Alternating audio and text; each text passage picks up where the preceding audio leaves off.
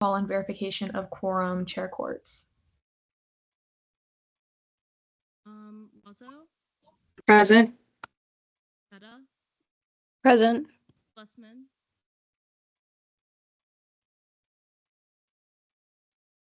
Raleigh, Present. Levine,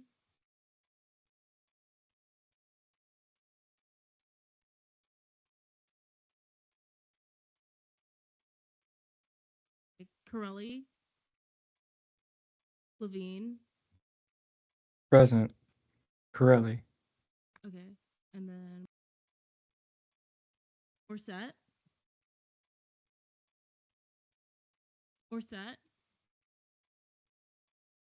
Elias,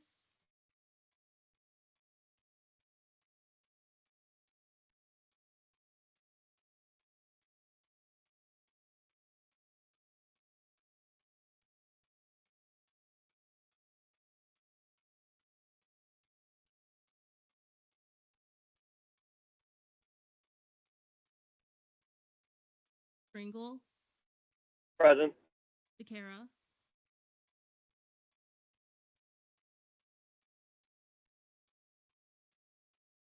Butler,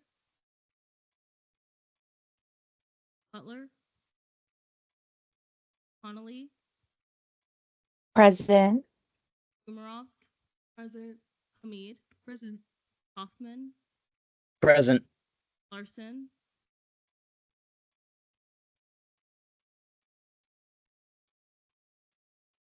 Memory, Present. Patelis, Present. Rose, Present. Tanan, Present. Barrios, Hall, Present. Jackson,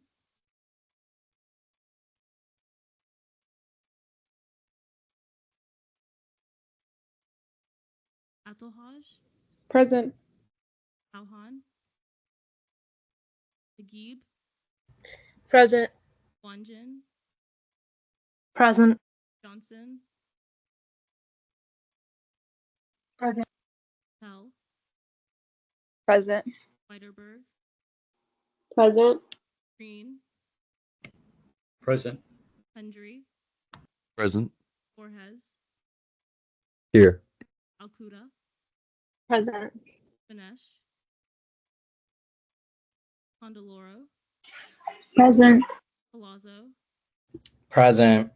Fuchs,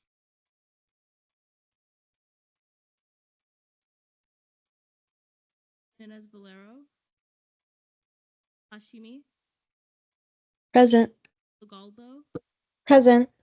Coleman, Present. Brenda,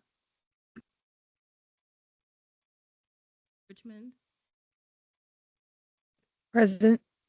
Jen, Present. Barilla, Present. Vasquez, present, Lipner, Present. Apologies. I'm not doing it right now. 39 out of 50, quorum is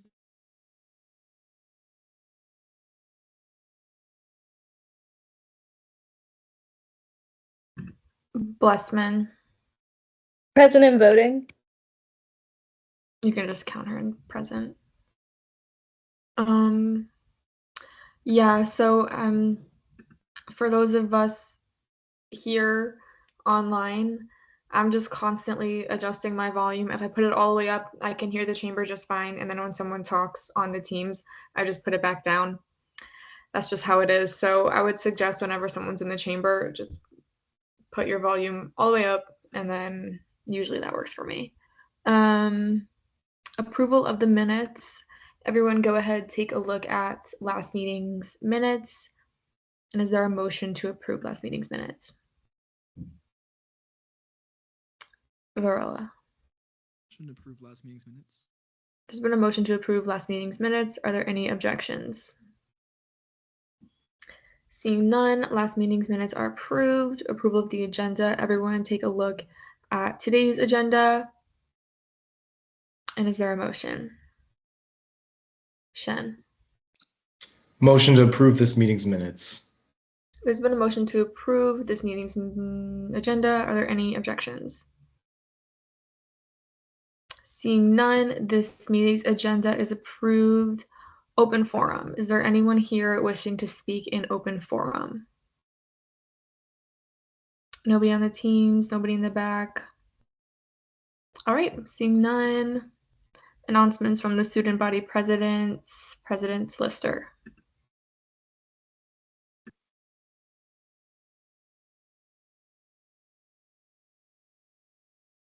Good evening, Senate. This week, Alex and I hosted our first full official cabinet meeting. So once again, thank you to ENA for helping us get, and the rest of Senate for helping us get everybody through. We are focused on ensuring our cabinet is all properly onboarded and transitioning quickly into their roles. We also have been setting up meetings with more important administrators and other parties on campus to continue talks on our platform initiatives, such as business services, and the Multicultural Student Center, and others. Our canned donations for parking fine amnesty initiative is currently going through the proper channels in business services for approval, and parking services is okay with it. I'm also starting Chief Justice interviews next week with Speaker Pullman. Our SGLC coordinator, Christina Cabrera, who is our Deputy Chief of Staff, has plans ready to go for SGLC, and we are waiting to see who's elected from Senate and who is chosen by Judicial to be the SGLC coordinators. June 24th and 25th, I have my first full Board of Trustees meeting, so next week I'll be focused on preparing for that. Also, the next Florida Board of Governors meeting is on June 27th and 28th and will be hosted at UCF. Good luck to appointees tonight and for those running in elections. Are there any questions for the student body president? Seeing none, thank you, President Lister. Announcements from the student body vice presidents. Are you giving them? Yeah, Alex isn't here today, so I'll be giving his announcement for him. His only announcement is that the first ADS-B, the agencies and gosh, I forgot what that stands for, honestly. ADS-B will be on June 20th, which is next Thursday. That'll be the first meeting. Are there any questions regarding the announcement of the student body vice president? Seeing none, thank you, President Lister. All right. Comptroller's report. Comptroller Samillo. So I finally figured out the fiscal trackers. So the numbers without reversions were added to the sums, and then there were a few allocations and bills that were missing from FAO, but I got them all accounted for. So with the reversions added, CRT sits at negative 15,201.72 cents, and FAO sits at 7,464.58 cents. And then the actual numbers without the reversions added, FAO is negative 24,578.65 cents with a reversion of 6.01%, and CRT is negative 35,322.36 with the reversions of 3.50%. Are there any questions for the comptroller? Seeing none, thank you, Comptroller Samillo. All right, next we have the Attorney General's report given by, looks like Bryce is going back up there. All right. I'm back. John couldn't be here with us tonight, so I'll also be giving his report. He said, "Hey, Senate, Title I has been updated and put onto the website. If you have any questions or want to set up a meeting, email me at sga_ag@ucf.edu. Are there any questions regarding the Attorney General's report? Seeing none, thank you again, President Lister. All right. Cabinet Forum. Is there anyone in Cabinet wishing to speak in Cabinet Forum? Seeing none. Announcements from the Interim Chief Justice. I don't think Daniel's here. All right, none. Announcements from the, oh wait, is she here? I'm sorry. There's no one. Okay, my bad. None. Announcements from the Supervisor of Elections, none. Announcements from the Activity and Service Fee Committee Chair, none. Announcements from the Scholarship Committee Chair, none. Caucus reports, none. Announcements from the Senate President. All right, hey everybody. Pretty much have the same sentiments as the other meetings. We're almost done with all of these blocks of confirmation, so good job to everyone for going through this and also for making it to the special session for the last time, probably for a while. Confirmation reminders, keep in mind of our time constraints while also asking good, productive questions and things like that. Keep questions germane. And also be active listeners if any of the justice appointees are there in person. Make sure that you're there, paying attention, actively listening, and giving them attention, being respectful of their time as well. Also, again, I can see your guys' screens for some of you. I can see when you're talking, so please just act as if I'm sitting up there. Please try to cut down on the talking if you can, which you can. Other than that, appointments, I hereby appoint Halima Al-Kuda for the internal legislative assistance. Are there any questions for myself? Seeing none. Internal legislative assistant report, none. Okay, guys, same thing with the chat. I'm gonna have to start restricting the chat. The chat's gotta come down a little bit. Okay. External legislative assistant reports, ELA Richmond. Good evening. Sorry for missing a good chunk of the last meeting. Happy to be back with a lot less stress. Knock on wood. Took my LSAT. I've scheduled a meeting with comms on June 18th, so that whole division, to discuss how we will advertise Senate and increase awareness among Senate initiatives through different communication avenues like social media. Currently, I'm creating a Senate recap that will feature all of the legislation that we've seen during the 56th session so far, because there hasn't really been enough to just have on one newsletter for each meeting. It would just be a lot of blank space. So this way it'll look more aesthetic while being effective. And then if you're trying to reach out to me, please do, but not through my ELA email yet. Shout out to Allison. She's been forwarding me all the emails that come through on it. I don't have access to it yet. So just, of course, still email it, but if you could copy my Senate email, because I do have access to that. I've wrote it down in there, sgsci13@ucf.edu, I think, when emailing me, so I can get back to you ASAP. Are there any questions for the ELA? Seeing none. Senate President Pro Tempore report, none.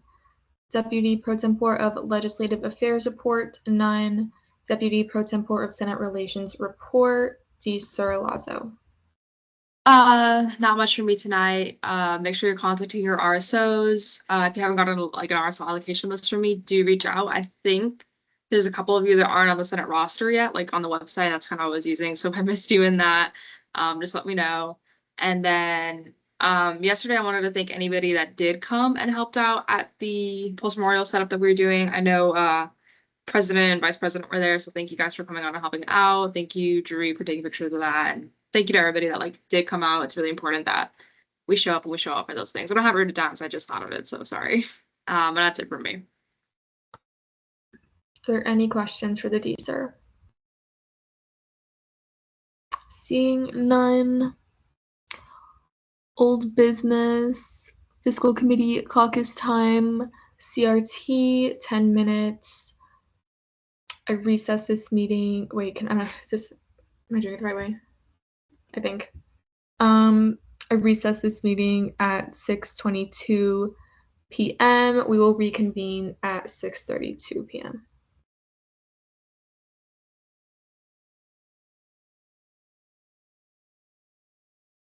I don't really know where to go from here. Okay, give me 1 second. I'm going to open the room, and it should give you the option to join the room and not force you. And so if you're in the committee, if you're in CRT, just stay here. Everybody else join the breakout room.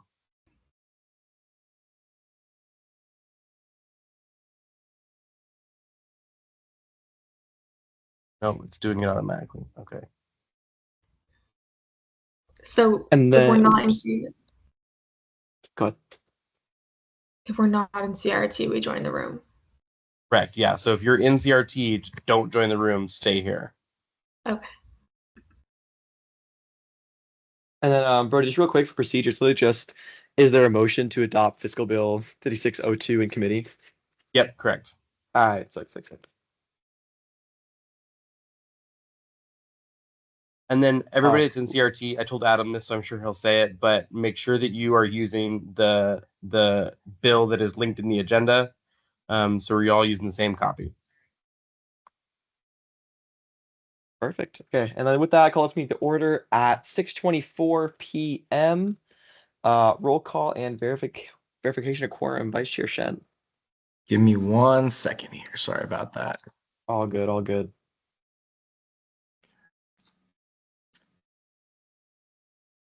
Chair Carringle. Present. Perfect. I am president. Senator Banesh. Absent. Senator Memory.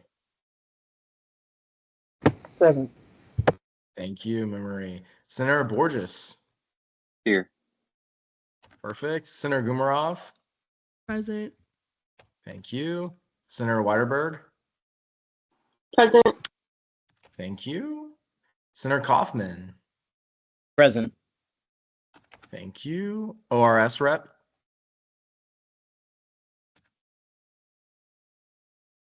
Okay, absent. Pro temp rep. Present. Thank you. Okay, with a roll call of 1, 2. Oh, and then yeah, Johnson's here. Oh, thank you. good. We are at 8 out of 8, and we are in quorum. All right, sick. Is there a motion to approve last meeting's minutes? So moved. So moved. Alrighty, take a look at today's agenda. Is there a motion to approve today's agenda? So moved. So moved. Sick. Announcements from the chair. Quick, we're just gonna see this bill really fast. Oh, we already saw them on Monday, and they already gave us a presentation. So really, it's just kind of speeches. It's just really just questioning, debate today, and voting. We just need to approve them for that. Is there a motion to adopt Fiscal Bill 5602 in committee? So moved. Perfect. All right. All right. That's all for me. Announcement from the vice chair.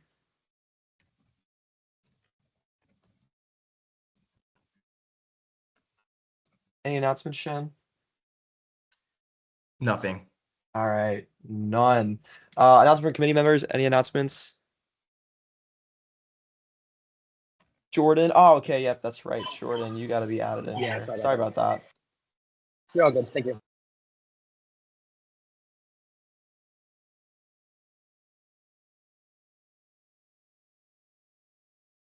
All right. None announcements from non-committee members. None old business. None new business bills. Or actually, is there a motion for 1 minute speeches, 5-minute questioning, 5-minute debate? So moved. Moved. Perfect. All right. So take it away real quick. Team sport, business management. If you guys have any updates to the numbers, just go ahead and get them out now real quick. That's really all we need from you guys.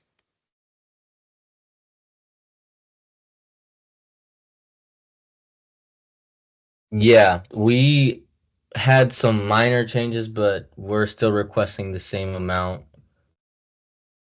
Do you guys want to go over the same do you want me to go over the presentation again?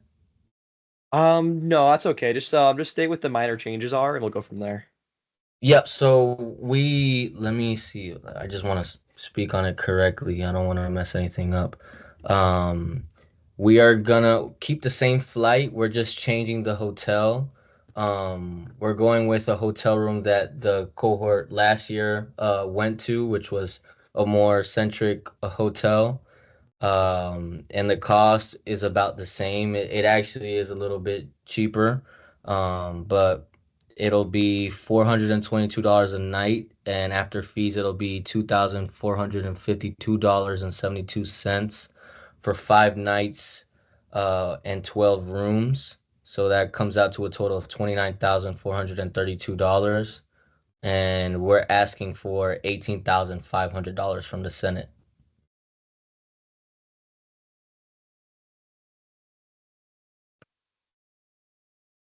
Perfect. All right. On to questioning. Does anyone have any questions?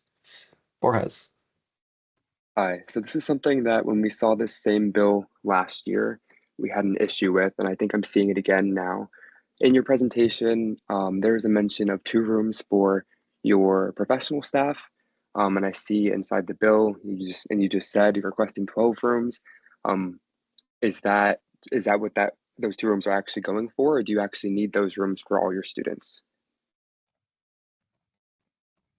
So go ahead, Sorlio. Yeah, so the way that the room layout works is there's 2 directors coming. They will have a room each to themselves. And then there are 6 students who identify as female who will be rooming in 3 rooms, so 2 people per room. And then 14 students who identify as male who will be sharing rooms as well, so 7 rooms for them. So 7 rooms for male students, 3 rooms for female students, and then 2 more rooms, 1 for each director, for a total of 12 rooms. Does that answer the question?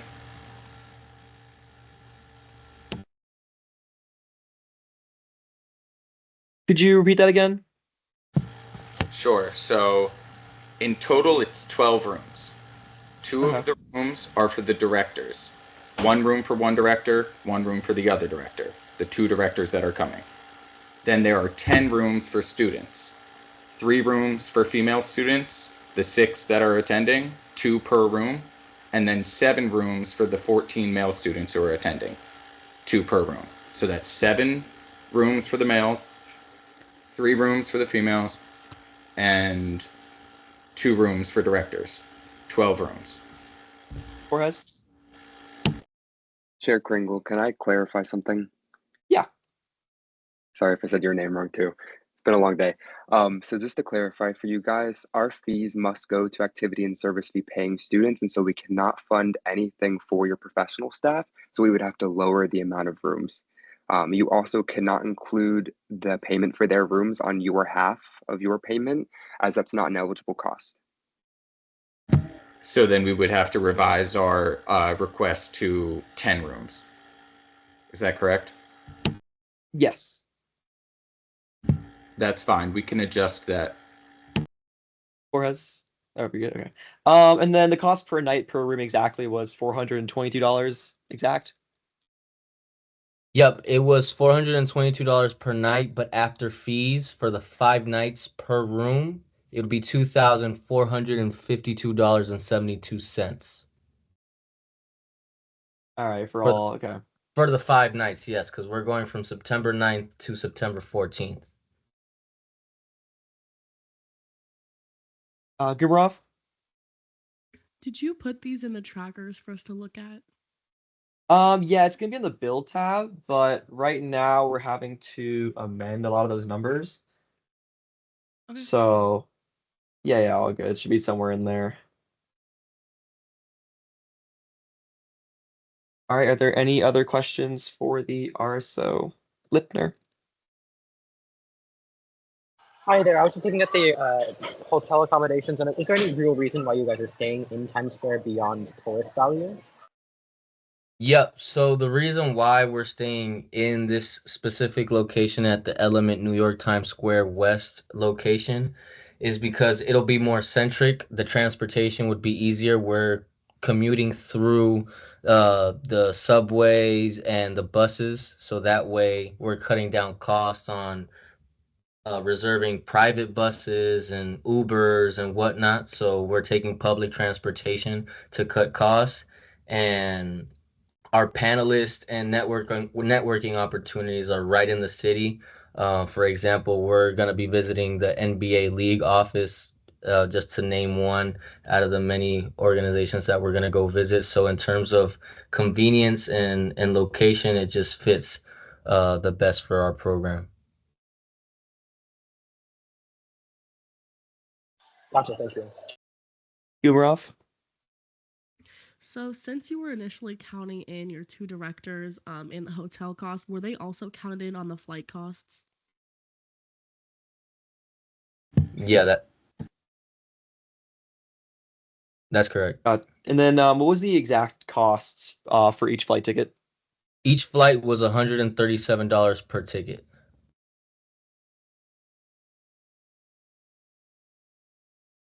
Coming in at a total of $3,012 for 22 individuals.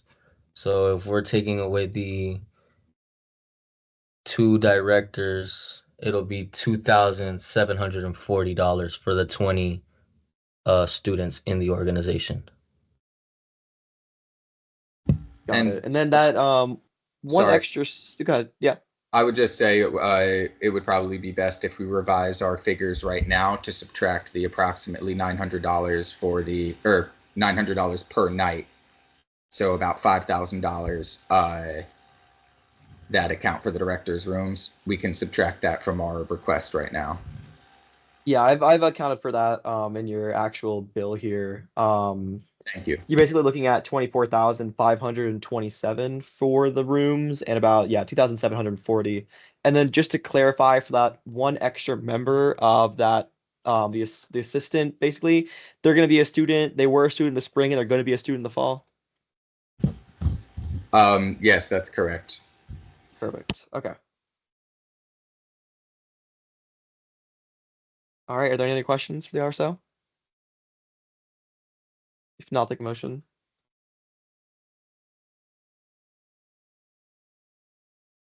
Gumarov? Motion to move to debate. There's been a motion to move to debate. Are there any objections? Seeing nowhere in debate, is there any debate? Gumarov. Yeah, I just wanted to say that I unfortunately wasn't here for last week's meeting, so I'd love to hear some debate from the members that were here, just so I can get kind of an idea. But other than that, I think I'll be abstaining.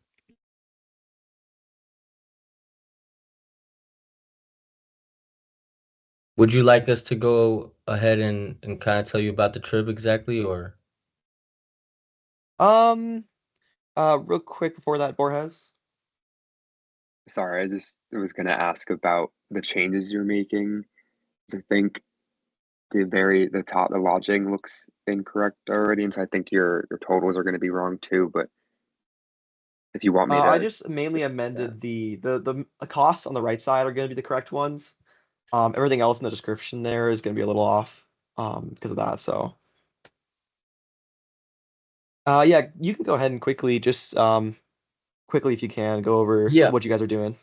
Yeah, so every year the DeVos program, we take a trip out to New York City, and we go visit different alumni and partnership members that are connected with the DeVos program.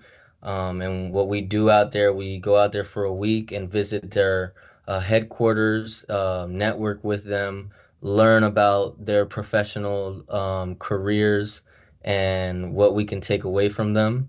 It serves us as an opportunity to build relationships and make connections to further our careers in the sports industry, as well as take back some learning opportunities to share with the DeVos program and continue that cycle for the rest of the cohort members that come after us.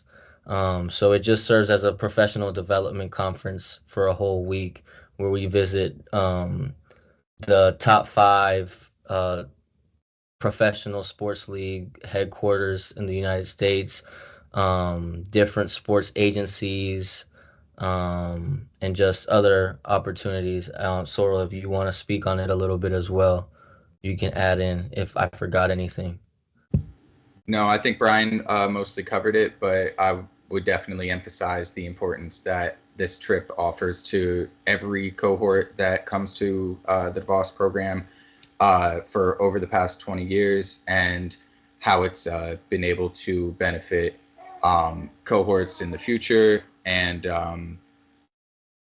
just offered as an opportunity and something to appeal to students considering the DeVos program. And just to quickly double check, just because I ran the numbers again, the cost of the hotel per room per night, just for one room, is $490.54.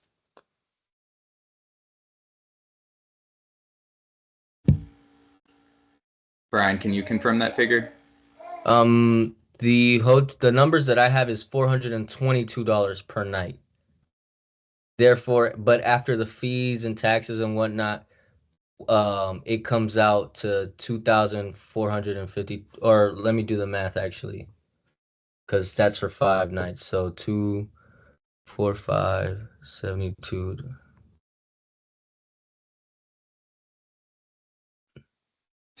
Yeah, it should be about $490. Yep. And we're putting 2 people per room. Correct. Is there anyone else that would like to debate? If not, I'll take a motion.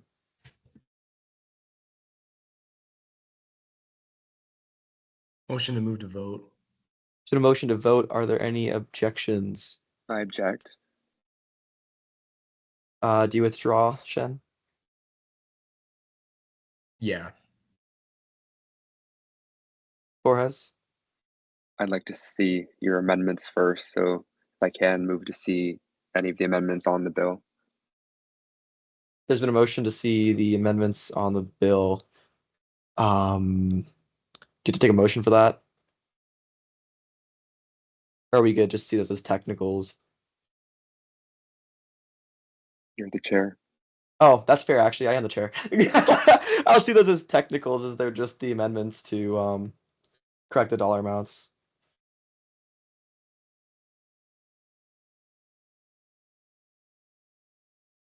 All right. All those motions or all of those amendments are seen as technicals. Is there a motion? Is there a motion to move to voting? So moved. All right, we are now there. Voting procedures: check mark for yes, X for no, and a hand raise for abstain.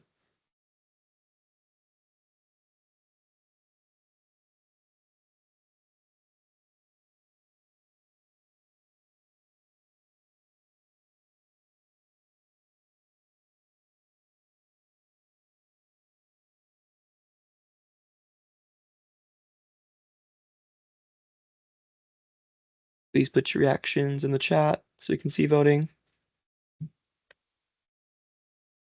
Check mark for yes, X for no, hand raise for abstain. I'm sorry, I don't know how to do a check mark on. All right, we'll just instead, we'll just go down the line.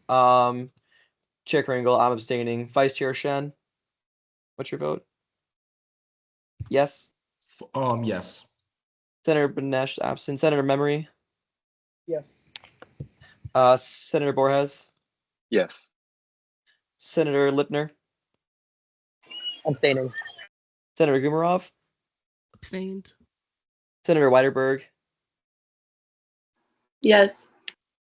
Senator Kaufman. Yes. Or Esrat.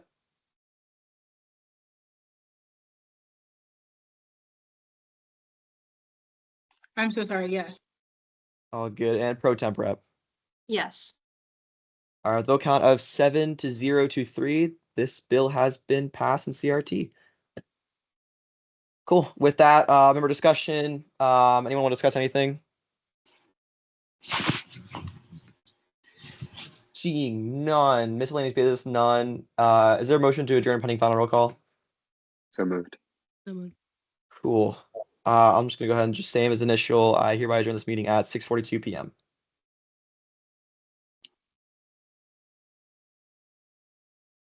Just to get us out of here real nice and quick.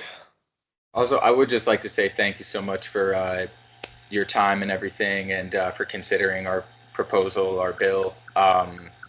This is really means a lot to the DeVos program and to us. So thank you for facilitating this opportunity for us and our cohort. Yeah, and just make sure you guys are going to stick around. We just had to adopt you guys quickly in committee to see you as a bill, which we would have done Monday if you applied for a bill, but that's okay. We got the allocation. So basically, you're just going to stay around. You're going to have the 5 or however much long to give your speech again. You'll present your presentation like you did for us on Monday. and we'll move into the same questioning and debate. Same thing as always, but this time in front of the entire Senate so they can all see this bill. And do you need both of us for that? Because I know that Brian has a previous obligation. I'd be happy to represent us both. Yeah, that's all good. Just one of you. You got it, Brian. Perfect. Thank you guys so much. I appreciate everybody.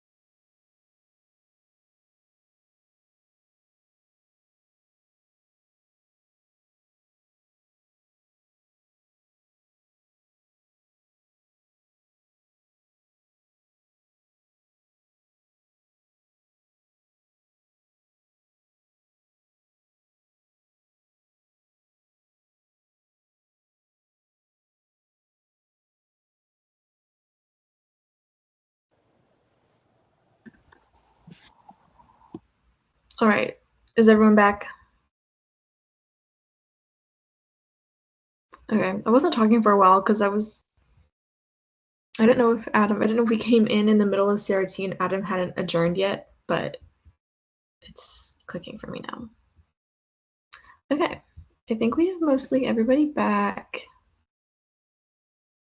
Okay.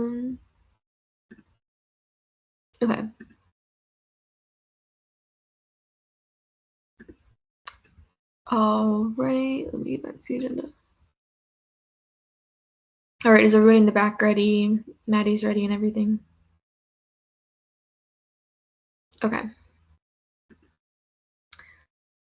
All right. I reconvene this meeting at 6:45 p.m. Fiscal Committee reports, CRT Chair Caringle. Howdy, y'all. So on Monday in committee, we saw 18 allocations. We approved 5604, 6, 9, 10, 11, 15, 17, and 20. We denied 56003, 12, 13, 18, 19, and 21. Postponed 16 and 22, and PPI'd 14. Are there any questions for Chair Caringle? Seeing none, FAO Committee Chair Larson. Hello, Senate. Today we saw 4 allocations, 3 were postponed, and 1 5605 was approved. Are there any questions for the FAO Chair? Seeing none, ORS Committee Chair Rose. So today in committee, we did 3 VPFs. We ended up postponing 2 of them and approving 1 of them. Are there any questions for Chair Rose? Seeing none.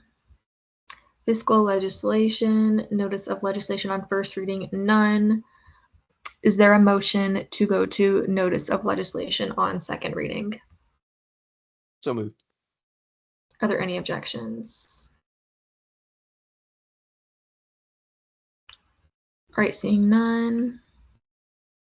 Notice of legislation on second reading, bills, Fiscal Bill 5602, funding for 20 members of Team Sport Business Management to travel to DeVos Sport Business Management class trip in New York City, New York from September 9th, 2024 to September 14th, 2024. Chair Caringle. You can go whenever you're ready. Motion for 7-minute speeches, 10-minute questioning, 10-minute debate. There's been a motion for 7-minute speeches, 10-minute questioning, 10-minute debate. Are there any objections? Seeing none. Caringle. All right. Yeah, I'll yield to the RSO. All right. You have 7 minutes whenever you're ready. Great. Can I share my screen? Mhm. Gotcha.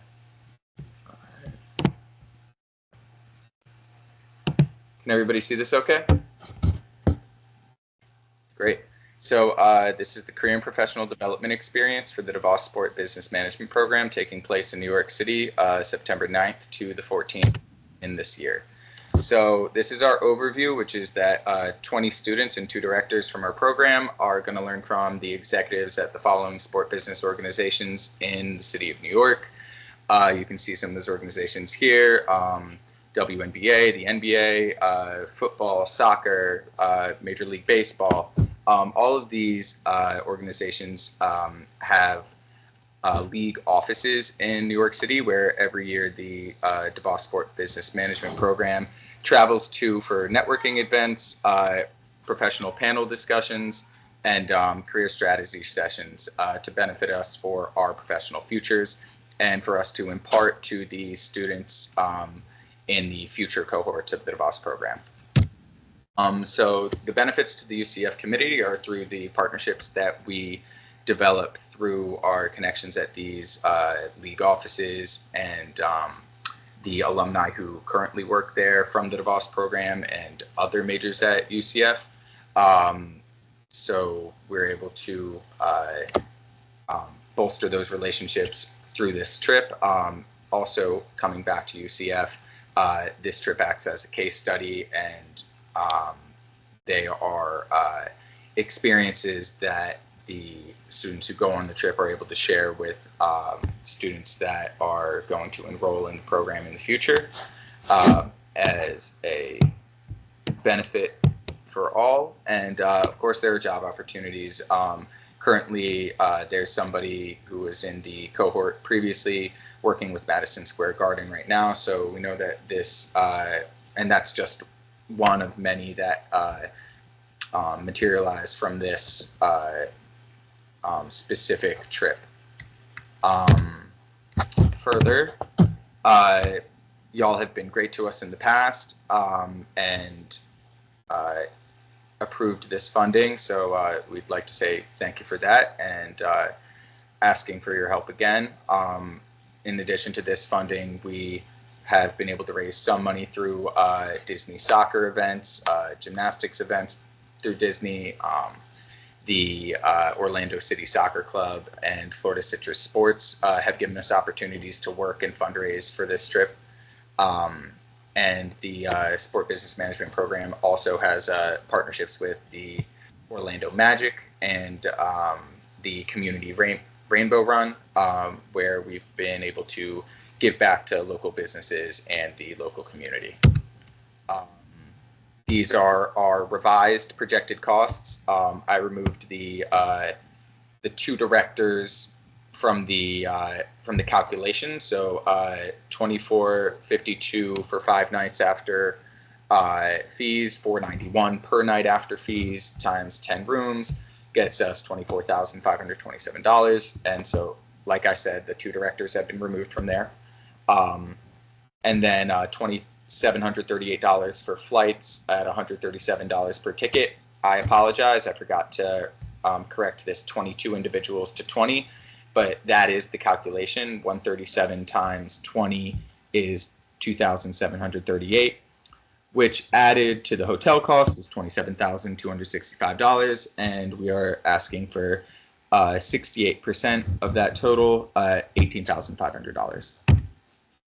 This is the information for the Delta Airlines. Again, like it says 22 individuals, but we are not including the directors. It is just 20 individuals, all tuition and fees paying students from spring and on to fall. And this is the revised hotel lodging situation. And as you can see, the Element Hotel. And here's a sample itinerary from last year, but with the revised dates up top, just to show you that we are filling this time with professional experiences that are directly related to sport business and serve as a a utility for everyone on the trip. And any questions? This is our cohort right here with our finance professor, Professor Fry. Great professor.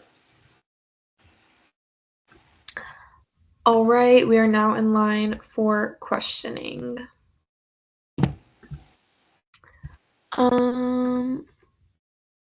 Alcuda. Also, I'm happy to share the slides again if you all would like to still see them. Yeah, so thank you so much for coming in. I just wanted to ask, was there a particular reason why you chose the element in New York Times Square? Is there a significance to that certain hotel at all? So originally we had picked the Hilton Hilton on 35th, which has a very similar cost. Our director and someone else who helps plan the trip recommended that we change it to the Element Hotel because it is more centrally located.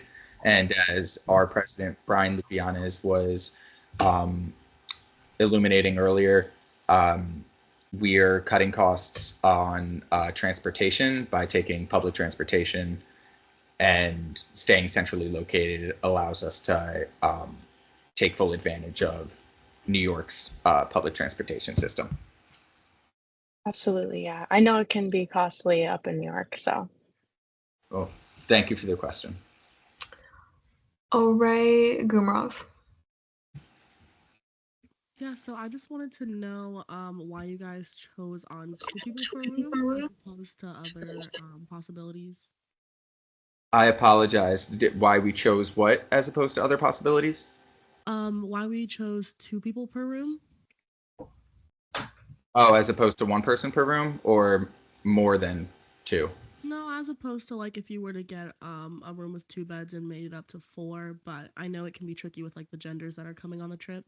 Yeah, so I think overall, this is a graduate program, and while I think it is nice to group people together, 2 per room but 1 per bed, is close enough. And we do have even numbers, and everyone is fairly comfortable with each other. But I think that going to the extent that people would be sharing beds is, while it could be possible for a close friends trip, and we are fairly close, I think that this is more of a professional context, and that it might not be appropriate for to share beds, if possible, to avoid that. Lipner, did you have a question or? I do, but I just got into an elevator, so if I could have like 2 minutes, that'd be wonderful. Oh, I can hear you. Okay. Okay. So I just looked around a similar area, and there are hotels comparable for cheaper prices. Why did you choose the Element, which seems to be so expensive as comparable to other options? So I was not in that decision-making process as far as why we chose the Element. I do know that in just last year, they stayed at the same hotel and found that to be the most beneficial for the trip. I haven't done a ton of browsing of lodging prospects. I mean, if it was completely up to me, I might have booked everybody into rooms at a hostel. But as we know, there is a huge range of accommodations. And this was a decision made by our program director to request this hotel because there has been a positive reference from staying there in the past. And maybe other reasons that I'm not completely clued in on. But as far as lodging in New York, this is going to average about $200 per night per person since we're sharing rooms. And that is not necessarily the cheapest that you can get, but it is also not the most expensive. Also, I'm not sure it's centrally located that would be comparable in pricing. All right. Borges. Can I add some information about the 2 previous years' bills? In debate. Yeah. Okay. Can I ask the question first now then? Yeah. Okay. So looking at last year's, I'm gonna bring up the last 2 places, or at least on the bill for the hotels. I'm seeing the DoubleTree New York Times Square West, and I'm seeing the Holiday Inn Express Midtown West. I'm not seeing this hotel. Are you able to explain maybe why? No, that's a good point. That does click for me. That as treasurer of the program, I reviewed some of the billing in past years, and that does ring a bell, like the DoubleTree that you mentioned. So I know that we switched from the Hilton that we suggested when we mistakenly applied for allocation funds, and then that was changed to the Element. And when I just spoke about it with our president, Brian Lupianis, he said that that change was something from last year. And maybe he misspoke or misheard. Maybe there was some sort of miscommunication that occurred between him and our director. But from what I've been told, and I apologize for not being more directly involved in that decision-making process so that I don't have that specific information for you, the Element was decided upon by our director. So yeah, I'm not sure how it was involved in last year's or whether it definitely was, but for whatever reason, apparently location primarily, that is what our director advised that we include in the presentation. So I apologize for the inconsistency.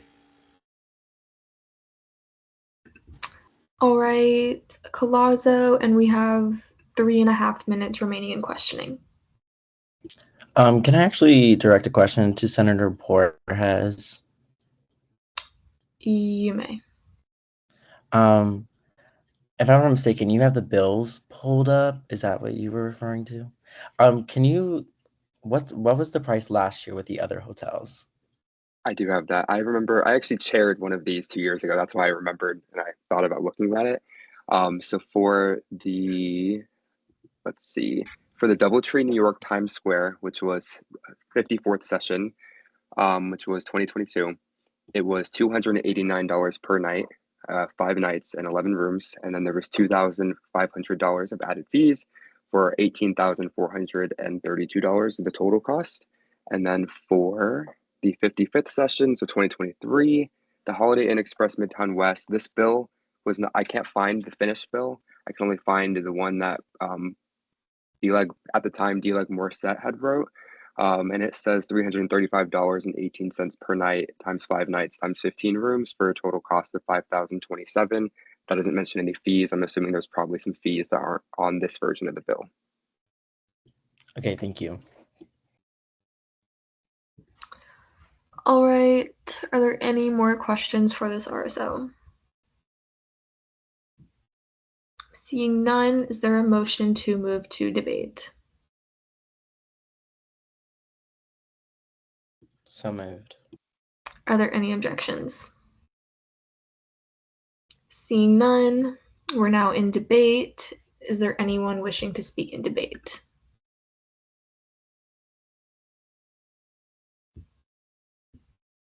Collazo. Yeah, I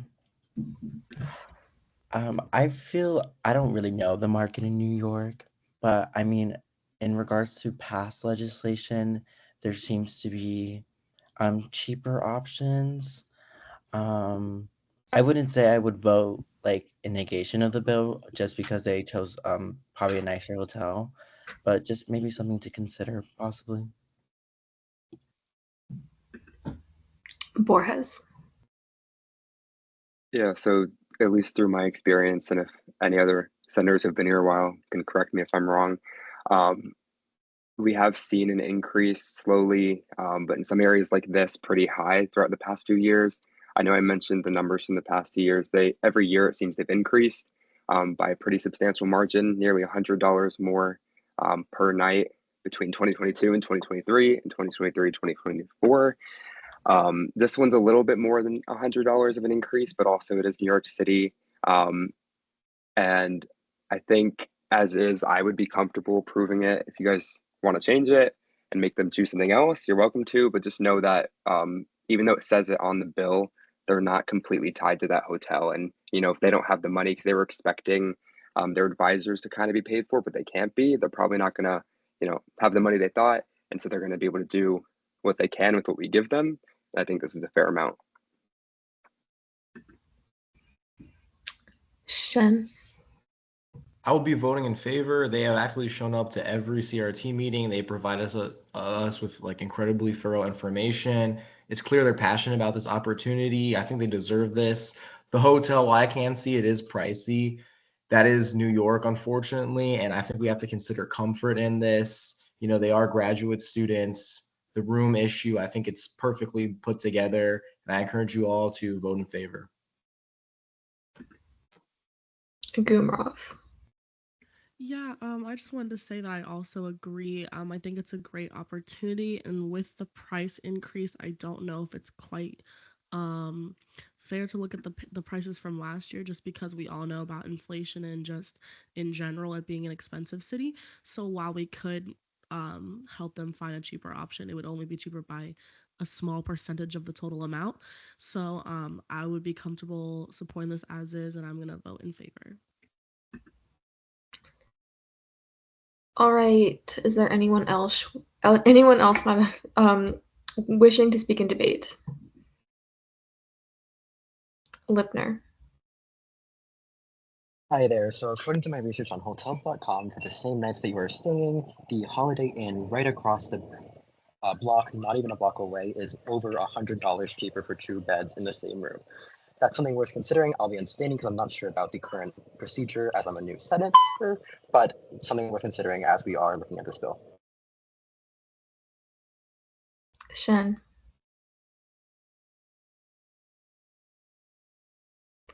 All right. Seeing no further hands, is there a motion to vote?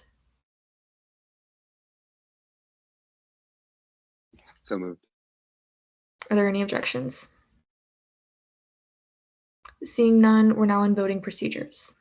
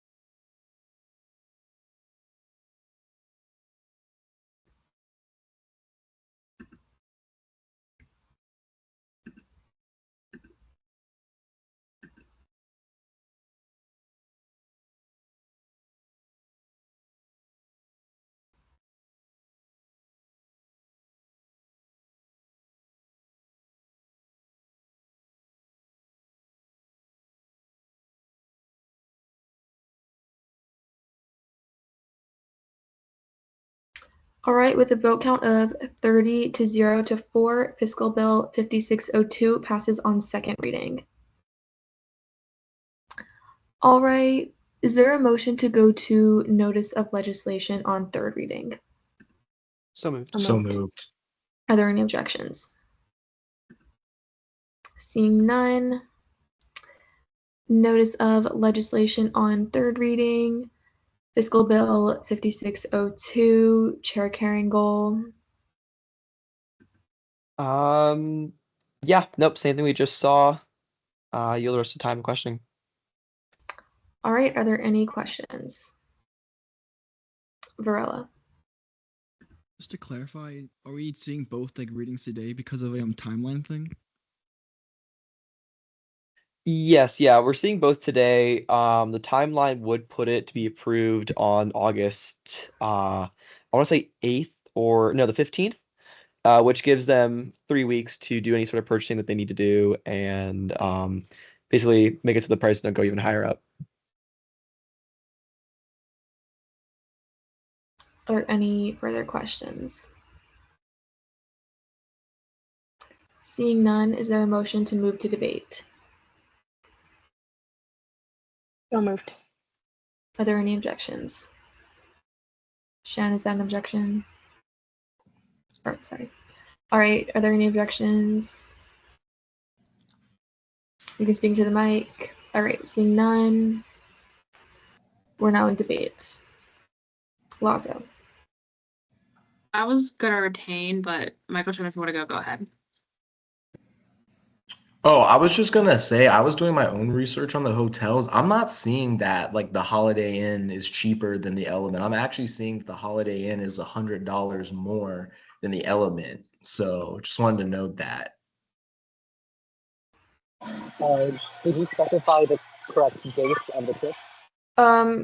Before you speak, remember that I have to give you the floor. What?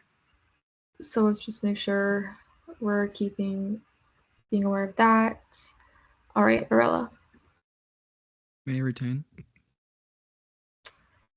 Shen, did you have more debate?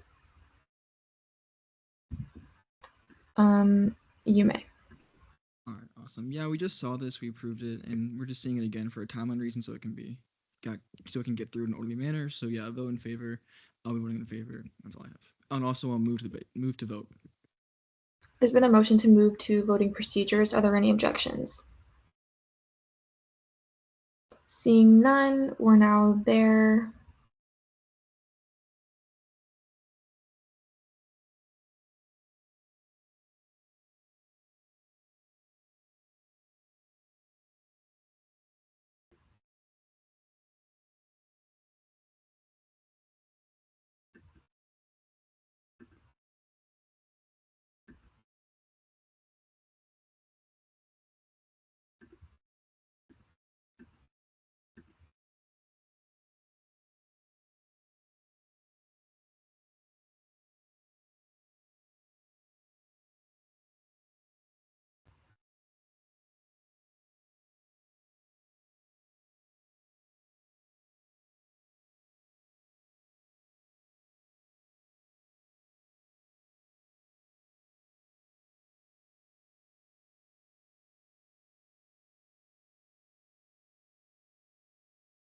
With a vote count of 32 to 0 to 2, Fiscal Bill 5602 passes on third reading.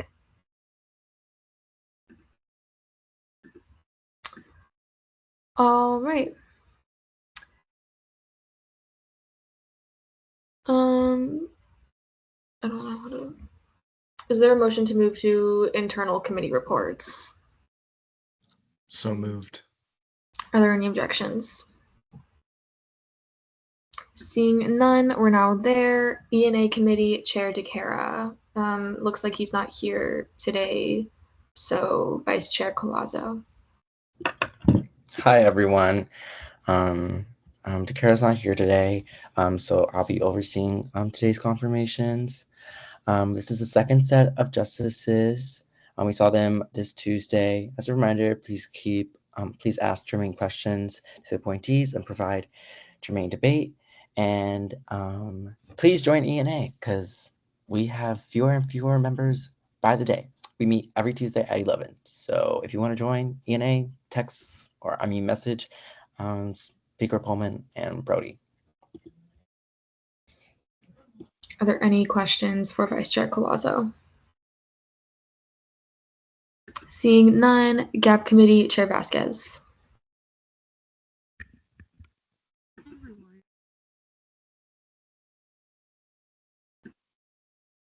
This week in GAP, we had a member from Faith in Florida to join us and gain insight on our efforts to promote voter engagement, and they'll be providing us feedback on the information that we provide students. And they also wanted to know what events we're planning for the fall so that they could engage with us too. We also had several lead scholars join us, where I was able to promote student government as a whole and how they can participate in student government. And we also took time to discuss Day at the Capitol with both the committee members and the guests in our meeting who are not familiar with the event. And hopefully they gained more insight on, we can gain more student involvement at Day at the Capitol this year. And the committee also took time to research voter information to collect topics from what, collecting information topics from what a ballot looks like to how out-of-state students can vote. Are there any questions for the GAP chair?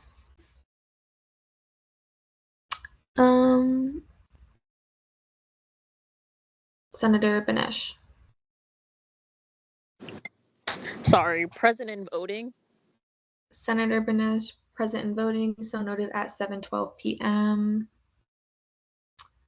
All right, seeing no questions for the GAP chair. LJR committee chair Quartz.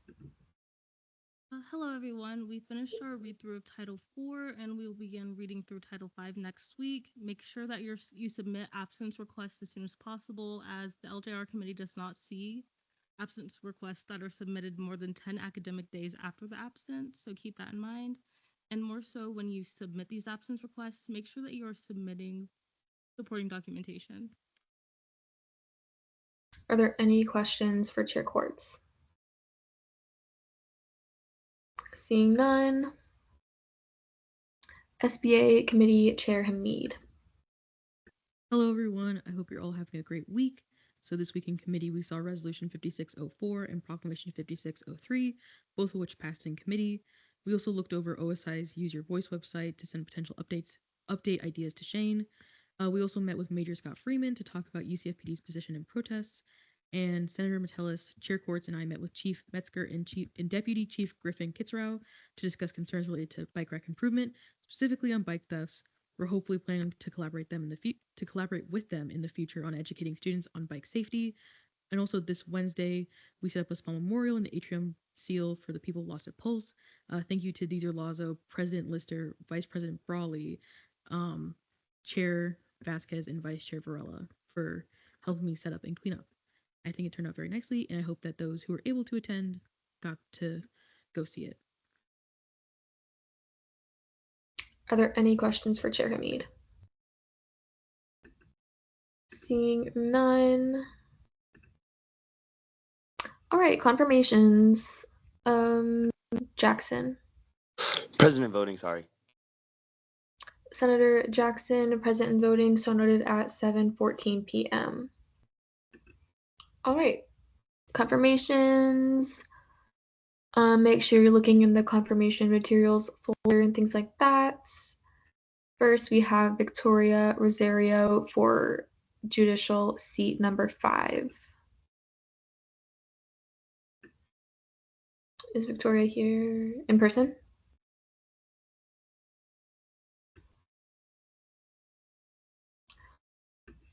Oh, I forgot to. I'll actually. Is there a motion?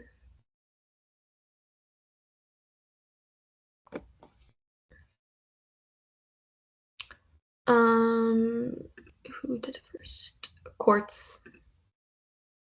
Motion for a 5-10-10. There's been a motion for 5-minute speeches, 10-minute questioning, 10-minute debate. Are there any objections? Seeing none. All right, you have 5 minutes whenever you're ready.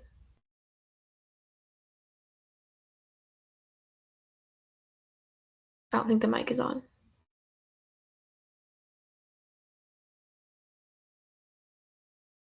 Hello? Okay. All right, got it. Good evening, Senate. Thank you for having me today. Tell me, am I too close? Okay, sorry. Okay. For those of you who don't know me, my name is Victoria Rosario Cintrón. I am originally from Carolina, Puerto Rico. I am now entering my 3rd year majoring in political science on the pre-law track, minoring in crime law and deviance with the goal of attending law school following graduation. I am incredibly grateful for this opportunity to serve as an associate justice. This position gives me the chance to offer a different viewpoint, being able to showcase many of my unique qualities, which I think may significantly benefit the process within this branch. I am big on being open to all perspectives before I make any decision in my own life, and will continue to use that within this process, especially when it comes to decision making, adapting to new environments, and learning new information. This allows me to approach issues with a fresh but prepared perspective, one that cannot be restricted by any previous beliefs or prejudices. This will ensure that my judgments are fair, original, and reflective of the diverse viewpoints within our student body. What drew me to apply for the Associate Justice position is my curiosity and deep passion for justice. I saw this position get posted and I applied the same day within a couple of hours. I was nervous, but excited at the opportunity to be involved in the student government. One thing about me is I love to help in any way that I can. I am a firm believer that it takes a village, so being a part of the judicial branch with my fellow associates falls within that because we're all in this together. I am eager to learn through this experience, learning about how our judicial process works. This will help me improve my critical thinking skills, gain more leadership skills, and make a more positive impact within our student body. One of the many things that I will be able to bring to the table as a justice is the experiences that I have from my job working as a team lead for a private baseball company. Working in such a fast-paced environment with kids taught me to be able to work in a stressful environment, but also adapt to whatever situation I find myself in and make decisions. It has also allowed me to work with a diverse background of people and kids from all cultures. As a proud Latina and Puerto Rican, my heritage allows me to have the skills to understand and ensure that every voice is heard, and our environment is always inclusive. Being bilingual in Spanish and English is another strength that I bring to this role, especially in a Hispanic serving institution like ours. This ability allows me to communicate effectively with a wide range of people. This ensures that language is never a barrier to justice. It only enhances our ability to include and understand the perspectives of our diverse student body. It is what set the foundation for me in my life. From a very early age, my parents moved us from Puerto Rico to Florida in search of more opportunities for us to succeed in life. They taught me what it means to want to succeed in life and to work hard. Without them, I would not be who I am today. They encouraged me to excel in school, to embrace every opportunity, and to never settle for less than I can achieve. This is also what led me to realize that I wanted to pursue law in my career because I know I can make an impact. I've been fortunate to receive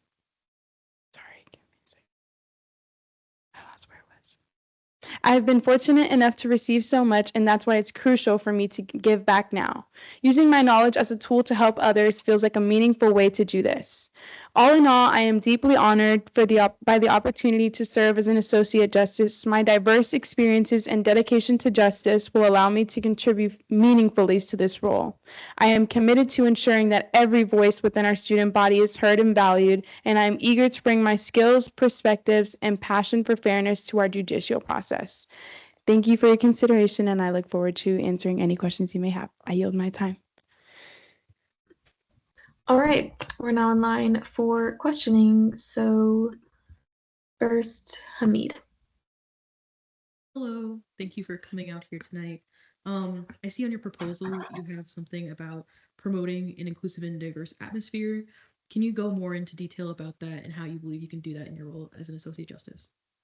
Yes, thank you for your question. So I don't know if you guys will ask me this, but one of the boards that I would like to serve on is the Judicial Outreach, one of the committees that I would like to serve on is the Judicial Outreach Committee. And I say this because that's how I would be able to, I think, complete my initiative, is be able to collaborate with them within that issue, because I think since they are the main part of getting resources out there for our student body, I'd be able to, with their help, collaborate and be able to get that done and learn more.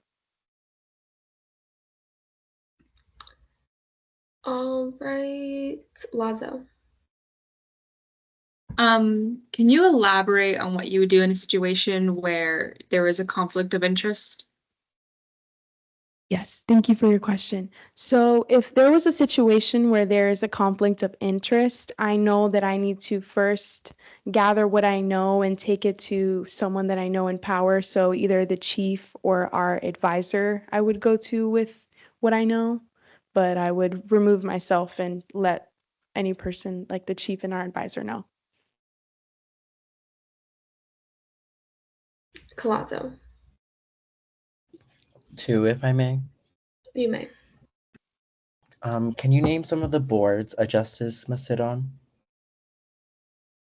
Yes, so some of the boards that the justices can sit on is the Fiscal and Executive Decision Board, the Grade Appeal Board, the Parking Conduct Board, the Student Conduct Board, Parking Appeals, Grade Appeals, and the Fiscal and I said it already, FIXCON Executive Decisions Board. And my second question for you is to kind of like rephrase Senator Lazo's question, in a case that you as a justice have a conflict of interest in a case, what actions would you take?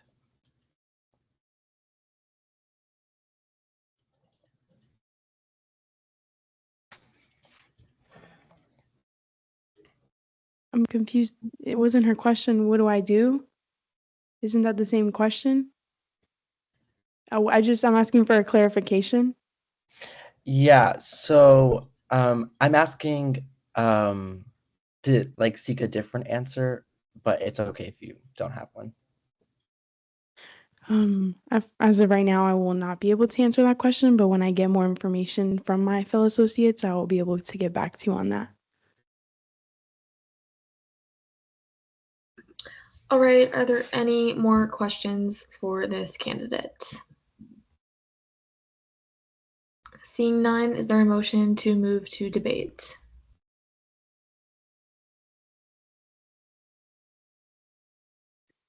So moved. Are there any objections? All right, seeing none, we're now in debate. Shen. I think the candidate has some great proposals, but they just seem very similar and limited to the same topics. I think furthering diversity and inclusion is great. I just would like to hear more ideas that expand beyond this concept. I'm also a little bit unsure of the candidate's credentials. I will not be voting in favor. Metellus. I'll be voting in favor of this candidate. I like the way that she presented herself up here, and she has a lot of drive and passion for this position. And I also do like the initiatives that she has, and like even just having like a printed paper speech and like being able to show that you really care about this like that resonates with me a lot. And I think she shows a lot of drive and passion and a vibrant personality that the judicial branch can benefit from. All right, we have some new hands, so I'll do Vasquez. Hi, I will be voting in favor. I think we shouldn't hold a person's lack of experience against them. This agency is really more to learn and grow, and I feel like this candidate has shown the passion and the drive to learn. So I will be voting in favor. Gumrov. Yeah, I'm gonna agree with Senator Vasquez. While I did look over the proposals, and I also had the same concern that they were just a little bit brief, and weren't really specific ways to change things. I do believe that having a certain passion, she can learn in ways that she can help, and so I think that we should all be able to give her a learning opportunity. Shen, did you still have debate? Colazo.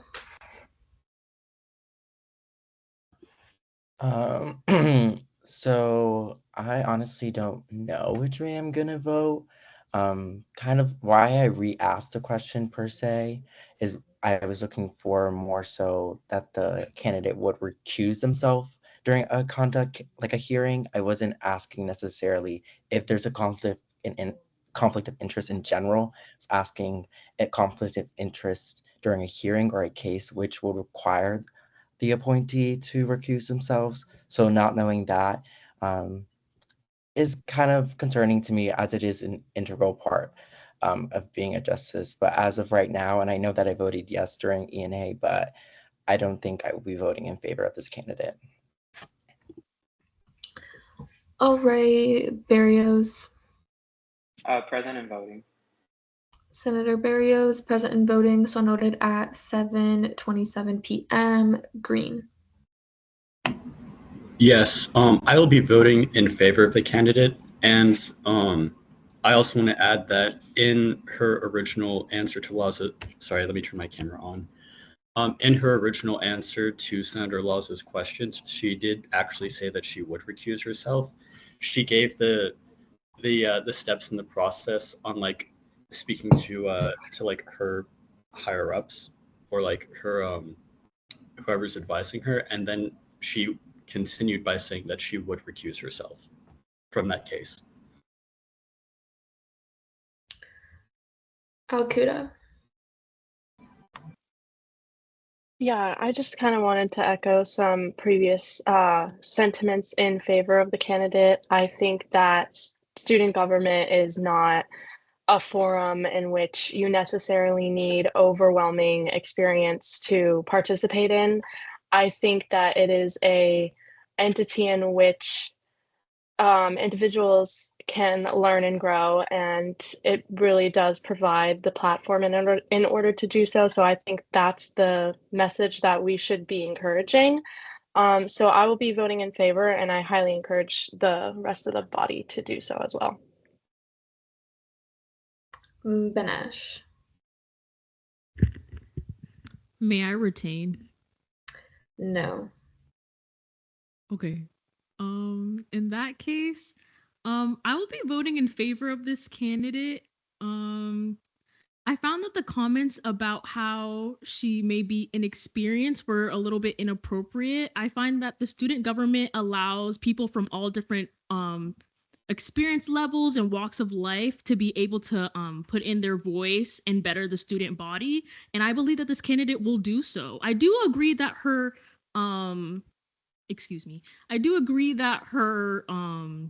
initiatives were a little bit vague, but she can expand on them when she gets into the role. So I will be voting in favor, and I encourage you all to do the same.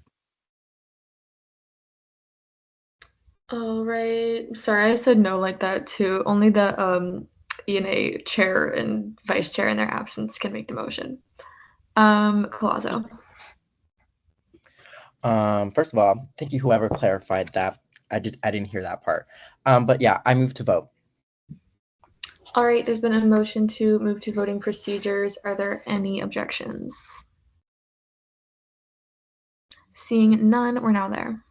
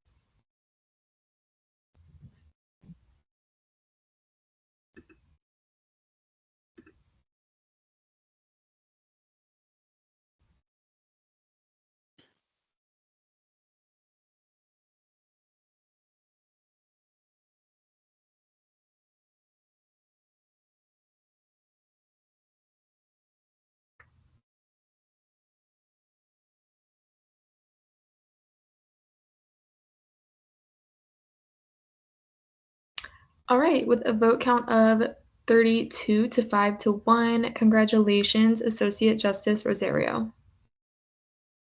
Thank you. All right. Next up, we have Victoria Lopez for judicial seat number 12.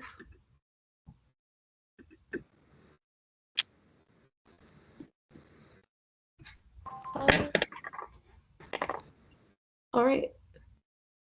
Oh. Are you there?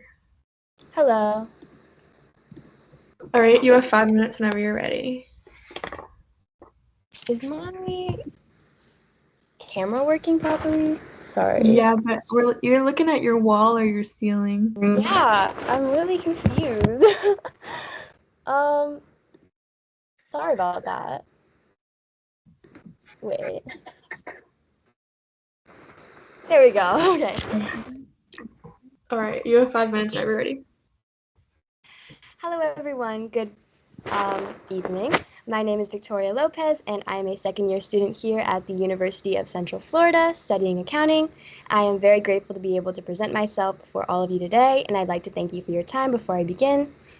I want to start by talking a bit about my experience with student government over the past year. I came to UCF with no experience with student government at all, but with an eagerness to get involved with anything that I could on campus and find a place where I felt I belonged. In my search, I became aware of the SGLC program and began my journey where I went through both the SGLC and JLC programs. Even during my time in SGLC, I always felt a strong connection with the judicial branch and was drawn to it from the beginning. I've had the opportunity to immerse myself in the duties of the judicial branch and learn all about all that goes into being a justice, as well as the dedication it takes to be a great one. From getting to see firsthand how business is conducted, tabling, and learning about the responsibilities of a justice, I've had a continued interest in what the branch has to offer. As a justice, I would love to take the knowledge I have acquired from this experience and use it to advocate for the rights of students and protect them. Beyond student government, I have been involved in multiple other extracurricular activities, such as Night Pops as a member of their publicity team and Campus Activities Board, where I have focused on outreach and participated in both the promotion and the putting on of events. I would love to take these experiences and bring them with me to the judicial branch by expanding the scope of judicial outreach and bringing student government to places on campus where they have never been before. I believe the judicial branch would benefit from strengthening its relationships with RSOs and organizations on campus, allowing for the branch to have strong ties with its peers and spread knowledge about the services the branch offers. As a justice, I would love to focus my initiatives on improving upon services already offered by the judicial branch and ensuring that these services are benefiting the student body consistently and in the most efficient way possible. One of my initiatives is to put an anonymous assessment board in place on the SG website to provide not only a basis for judicial services for other students to use when evaluating these services, but also to consider this feedback for branch improvement. I think it is important to make sure that the branch has solidified its foundation and that no cracks are breaking through that could damage what has already been built up. If entrusted with the role of justice, I will be committed to advocating for the rights and interests of our student body. I am eager to utilize my experiences to nurture collaboration, expand outreach efforts, and enhance the services provided by the judicial branch so that all students can enjoy them. Thank you very much for your consideration. I yield all further time to questioning. All right, we're now in line for questioning. Shen. Love your proposals. I'm just a little bit worried about the assessment one. I really like the meaning behind it and the ideas, but how would you ensure that remains civil and professional? Because I can just see people like uploading complaints that maybe not be founded or unrelated to the actual judicial process. Thank you so much for your question. Considering that, although there could be people that do not take it seriously, I think it would still be a really great idea to have an outlet for students to actually communicate genuine feedback. Of course, some of these things could be filtered out, but keeping in mind if these are valid complaints, then I think it would be a really great idea to take them in and see what could actually be improved upon when dealing with these services. Because if there are unhappy students that are putting in enough effort to write an entire post and, make it public, then I think that there could be a genuine problem there. Varela. Two, if I may. You may. All right. Both of them are about your expanding advertising of the judicial branch proposal on your initiative on your proposal. Sorry. The first is on the first bullet point. You say you want to reach parts of campus where people might not know about SG. Do you have any specific places in mind for that? Well, thank you so much for your question. Considering that, I want to kind of expand into RSOs in particular. I know that there are also different colleges on campus, like arts colleges, things like that, where there's just not as much of a focus on SG and those kinds of things. So I think promoting there would be really amazing, and just kind of going into RSOs and building relationships with them so that we can better kind of bring the branch outward and into the actual community.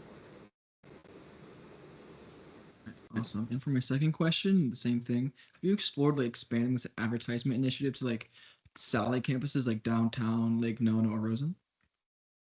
Could you repeat the first part for me, please? Yeah. Have you explored expanding this advertising initiative to satellite campuses like downtown, Lake Nona, or Rosen? Yeah, I would absolutely love to do that and get to expand to other campuses, not just main campus, of course. I know that there have already kind of been ideas to do that in the past, but I would love to be able to go out and really do it either through social media or through some kind of physical things, and especially increasing tabling over there. All right, Vasquez. Hi. On your proposal, in the same initiative that Vice Chair Varela mentioned, you also mentioned the Senate caucuses. Considering now that caucuses can be joined by anyone in student government, how do you plan on working with them? Thank you so much for your question.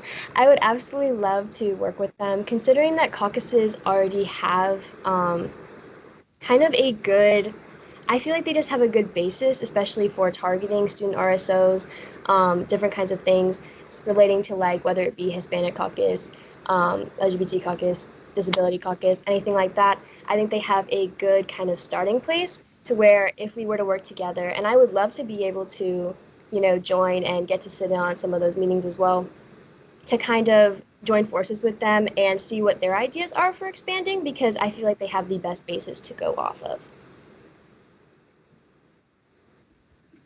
Colazo.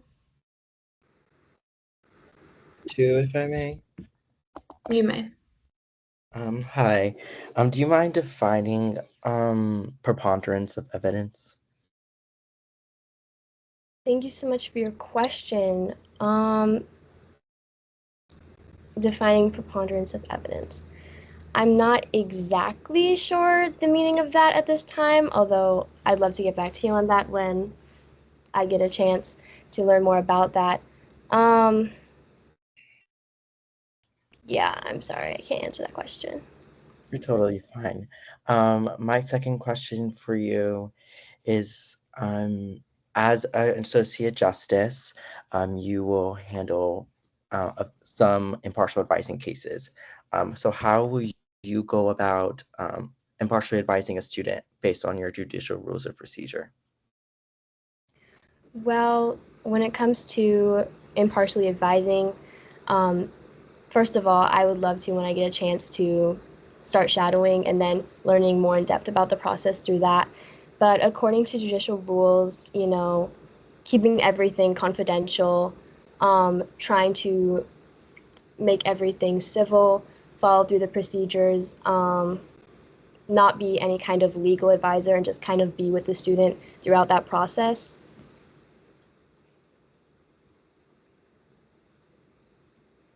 All right, are there any further questions for the candidate? Varela. Move to debate. There's been a motion to move to debate. Are there any objections? Seeing none, we're now in debate. Is there anyone wishing to speak in debate? I'll go Gumrov and then Shen. Yeah, so I read over the proposals. I actually love the idea of the assessment board, just because I feel like in being in student government, there's always ways that we can improve as well, and it's never set in stone. So hearing feedback from students can always be a good thing. And I think the candidate is pretty well experienced, and I think that she'll do a great job as an associate. So I'm going to vote in favor. Shen. I'll be voting in favor. I think it's awesome. The candidate has been pursuing the judicial branch for what seems like the entirety of her SG career. Proposals overall are great. The resume is great, and your essay answer is very touching. It was a very cute story. Colazo.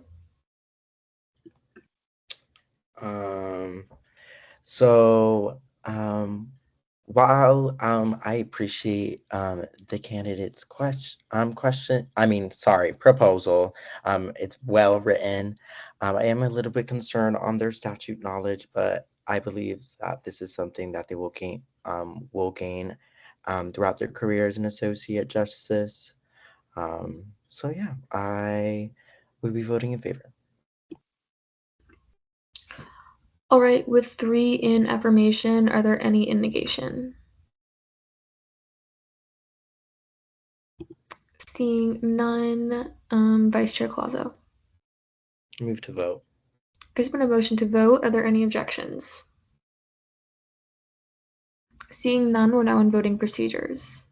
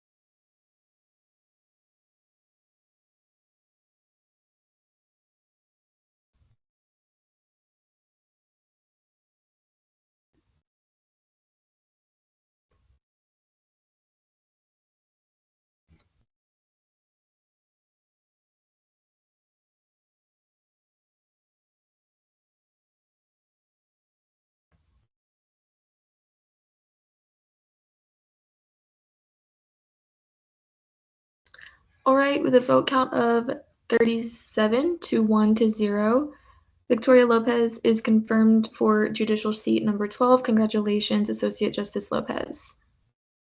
Thank you. All right. Next, we have Victoria Marie Villadares.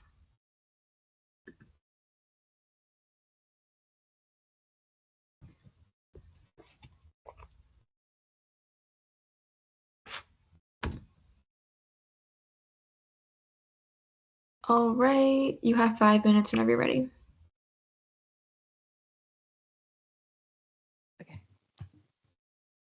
Is it on? Mhm. Get closer. Is it on? Even closer? You're good. Okay. I think we can hear you over here. Thank you. Good evening. First and foremost, I want to thank all of you for taking the time to see me and my fellow appointees today. I understand that this process is long and taxing, and I'm really grateful to have this opportunity to introduce myself to you today. My name is Victoria Marie. I'm a rising sophomore with a major in finance and a minor in international and global studies. I'm from Port Charlotte, Florida, which is a small town on the coast, but I'm grateful to call UCF my home for the next few years. I'm Filipino, and a big part of our culture is having strong family ties, which means uplifting and supporting each other above all. I believe that there is no better time or place for me to continue that service and connection than here and now. I hold so much love and care for others because that's how I was raised. I'm the youngest of my family, so I could always rely on my aunts, my cousins, and at the end of the day, my sister. My love for people stems from my passion for service and, from my passion to serve and pass on what I've been so lucky to receive. This past year, I was lucky enough to take part in SGLC and JLC, and I've met the best people. I made memories with the best people, and I'm proud to see how they've grown and continue to involve themselves on this campus. I've had the honor of shadowing Pro Tempore Morissette, the previous Director of Communications, and the previous Chief Justice Silva. Under all of their mentorship, one value continued to ring true. They were here because of their passion and determination to succeed. They showed up because they wanted to. They showed up for themselves and therefore were able to show up for their constituents as well. That culture of reliability and integrity is one that I admire and hope to continue myself in the position of Associate Justice. The judicial branch is where I want to grow. My top 2 initiatives on my platform may seem simple. Get involved with judicial outreach, get involved with judicial experience. But I've spent this past year learning and watching, and now that I've been presented this opportunity to take action, I want to make sure I'm in the room where it happens. I want to get involved and stay involved to further that culture of collaboration and connection. I yield the rest of my time to questioning. All right, we're now online for questioning. Hamid. Thank you for coming out tonight. So I'm looking over your proposal, and one of them is to create an interbranch advisory committee. Can you expand more on it and its purpose to all branches? Yes. So initially, I was looking at including people that weren't the heads of the branches. So statutorily, the executive assistant chief justice is required to be the liaison between the judicial branch and the legislative and executive branch. And along the same lines, the ELA serves that same purpose, but for the legislative branch. And then for executive, of course, they have the individual coordinators that could align with, for example, the Ad Hoc Sustainability Caucus, the various caucuses such as APIA and the Black Caucus for Diversity Coordinator. And that's something that I really wanted to build upon, is those connections that are already set in the statutes, and that those candidates that are currently in those positions have spoken that they want to create and build upon. And that's something that this committee would formally create a record of, those inter-branch proceedings, and keep all SG agents, including the Election Commission, when it comes time for example, their interactions with their executive designees or their judicial hearings, to have that space. But that's my main purpose, is to just have that space for them to talk and interact and collaborate real time with what I believe are our best resources, our fellow agents. And that's the committee. Thank you, Chair Hamid. All right, I'll do Quartz and then Metellus. Okay, could you elaborate more on how you want to update and create the resources across platforms, please? So during my preparation for my confirmation and even my judicial interview, I was overlooking our governing documents, but even our applications for the judicial branch, which is through Night Connect. And I understand that Precedent recently has been making that initiative to oversee the presentation of our branch, as well as with judicial outreach on the social media, but also in that document collecting process. And I believe that's where that original view of our branch is made. And it's important that that process is updated and as accurate as possible, so that our process and appeal hearings go as smoothly and as possible to benefit the student that we are striving to help. Thank you, Chair Quartz. Metellus. Tori, thank you for coming. My question to you is, how will you use your prior leadership experience, such as committee chair for the marketing committee and SGLC, in the specific duties of your role as Associate Justice? So I think that a leader is as great as the people that they serve and that they surround themselves with.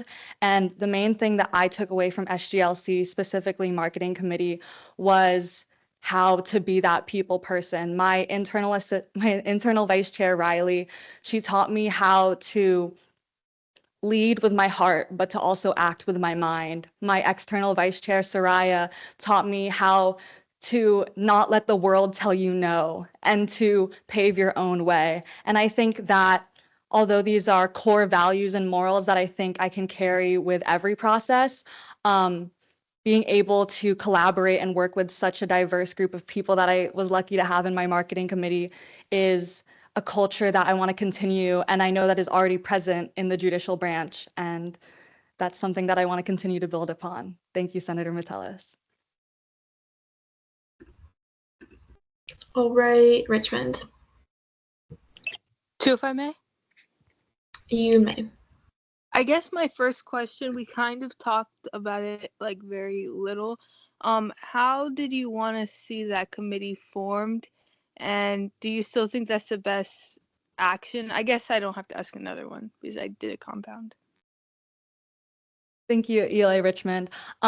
So I am currently still receiving responses from various people throughout the different branches. So I haven't been able to take into consideration the input of all of the people that I would hope to affect with this initiative. But I do understand that this is a big task to take on. And I would want to start with a very simple solution and avenue, which could be utilizing the Microsoft Teams chat. And I've spoken to a few associate justices and members of the executive branch that are on board and would love the idea of working with different coordinators, but also caucuses inter branch. But I would want to wait for those responses from those people in those positions to see what would work for them. but I think it's something that won't be immediate. And if it doesn't end up going exactly how I planned, that's okay, because I want it to work in the best way to support the people that currently serve in those positions now. All right, we have just over 4 minutes remaining. Banesh. Motion to move to debate. There's been a motion to move to debate. Are there any objections? Seeing none, we're now there. I'll go Metellus and then Johnson. I've gone to Victoria about judicial stuff, even while she was in the middle of the JLC program, and she showcased her knowledge on judicial topics extremely well, and was able to help me and people I know with judicial questions at such an early start in her learning, which exemplifies not only her judicial wisdom, but also her eagerness and dedication to the judicial branch. And because of this, I will be voting in favor and encourage you guys to do the same. Johnson. Can you guys hear me? I can. Okay, good. Sorry, I'm like traumatized. But this candidate had me from the Hamilton quote. Like my ears immediately perked up. I absolutely loved it. I'm over here geeking in my seat. But they answered all the questions super well. I love the initiative. I'm kind of obsessed with you, girl. I will be voting in favor. I think that everyone else should do the same. And I look forward to just seeing what you do in judicial. All right. Who have we not heard from? Green. Yeah, I will also be voting in favor. I think she displayed an impressive amount of knowledge in regard to judicial and student government statutes. And also she answered all questions thrown at her quite well. All right. With 3 in affirmation, are there any in negation?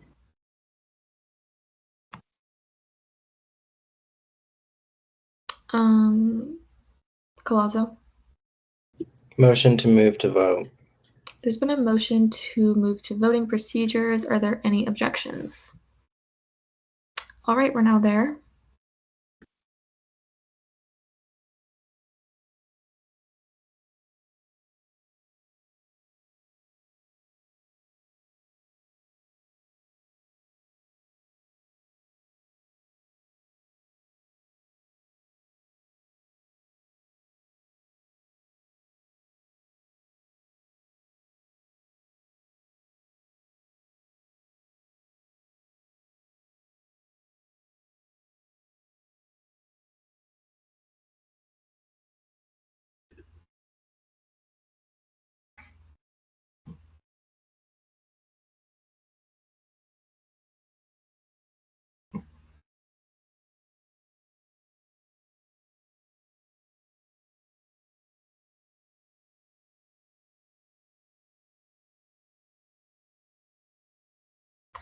All right, with a vote count of 35 to 0 to 1, Victoria Marie Valladares is confirmed for judicial seat number 13. Congratulations, Associate Justice Valladares.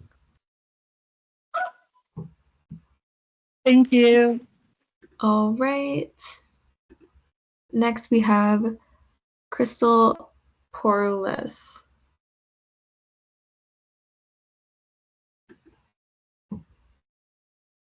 Hello, can everybody hear me all right? Yes, you have 5 minutes whenever you're ready. Okay. Good evening, everyone. I would like to start by thanking you all for your time and for being present today. I will proceed to introduce myself. Hello, how are you today? My name is Cristal Porres, and I am a rising junior here at UCF. I am double majoring in political sciences in the pre-law track and industrial organizational psychology. Some background on me: I was raised in Lima, Peru, and a few years back, I moved to the United States. My background plays a huge role in why I decided to join student government, as back home, the student government is not a common theme among schools. Naturally, I was intrigued when I first heard of this new concept. I found it even more fascinated when I found out that student government was not only serving the student, but was also ran by the students. I decided to take a step closer and went through the Student Government Leadership Council program, which allowed me to experience firsthand the inner works of the school done by each branch, and consequently, inevitably, fell in love with the judicial branch. I was placed in the Judicial Leadership Council. I had the opportunity of shadowing past Chief Justice Silva and got to witness amazing people helping our peers in times of need through the different services offered, and I could not wait for that to be me one day. Additionally, I've had my fair share of involvement around campus, including my current job as a peer mentor at the UCF Ginsburg Center, being in the e-board of the Peruvian Student Association, and the time I had in the speech and debate team, which have allowed me to expand my skills, grow my passion for community, and exemplify students' voice. I am a firm believer in the saying that goes like, the greatness of a man is not how much money he or she acquires, but is in their ability to affect those around them positively. That is who I want to be. Being an associate justice would allow me to impact our fellow students' lives in a greater scale. I have no doubt that my derived passion and discipline learned through my current and past involvements in our community have equipped me to succeed in this role. Among my initiatives for this position, you will find a Title IX workshop, Judicial Branches Conference, a judicial history book, outreach efforts to partner with UCF Global, among others. Initiatives which I am so excited for. I want to thank you all once again for hearing me out, your consideration. Super grateful for this opportunity, and now I yield my remaining time for questioning. All right, we're now in line for questioning. Are there any questions? No questions?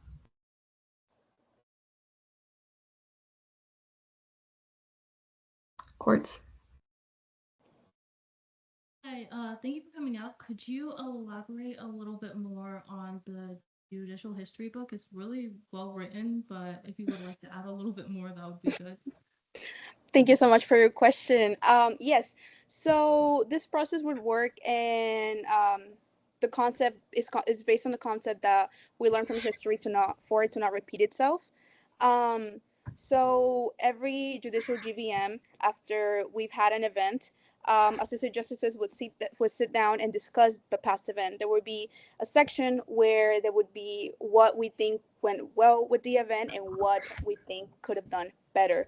So, for example, there was an event last year in the judicial branch that was lunging with the lawyers. So, for example, in that situation would have been what we think could have gone better. For example, the way the event was marketing. If we would have marketed in with a longer time, more people would have showed up. And then, let's say what we think went well. Reaching out through LinkedIn to look for lawyers to come and speak to our students. So next year, when the next group of associate justices, when the next council wants to repeat the same event, they will not make the same mistakes. And that way, the event can only progress in a better quality throughout the years. Thank you for your question. Vinesh.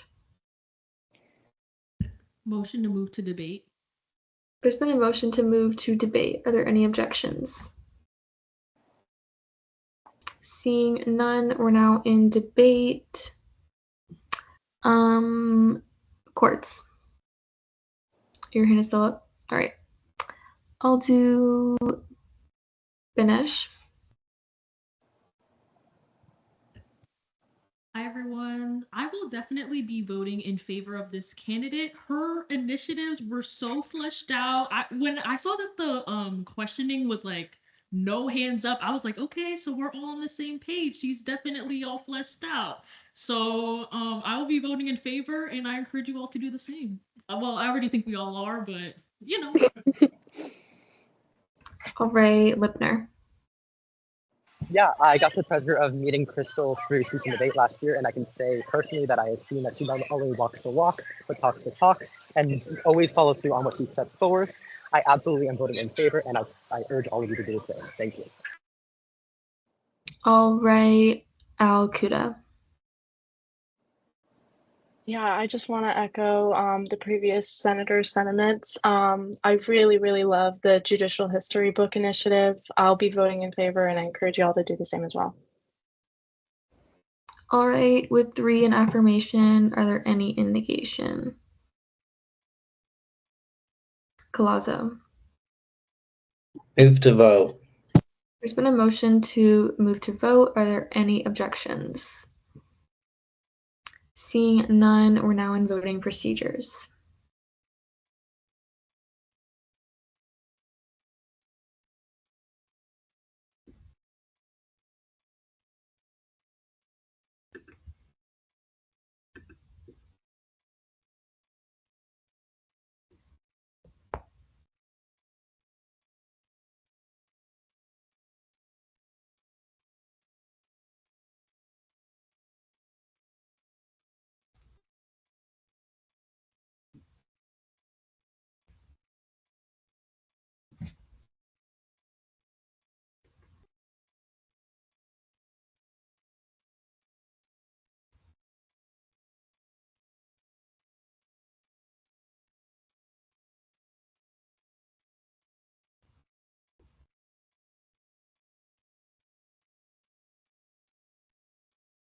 All right, with the vote count of 36 to 0, Crystal Porles is confirmed for judicial seat 14. Congratulations, Associate Justice Porles.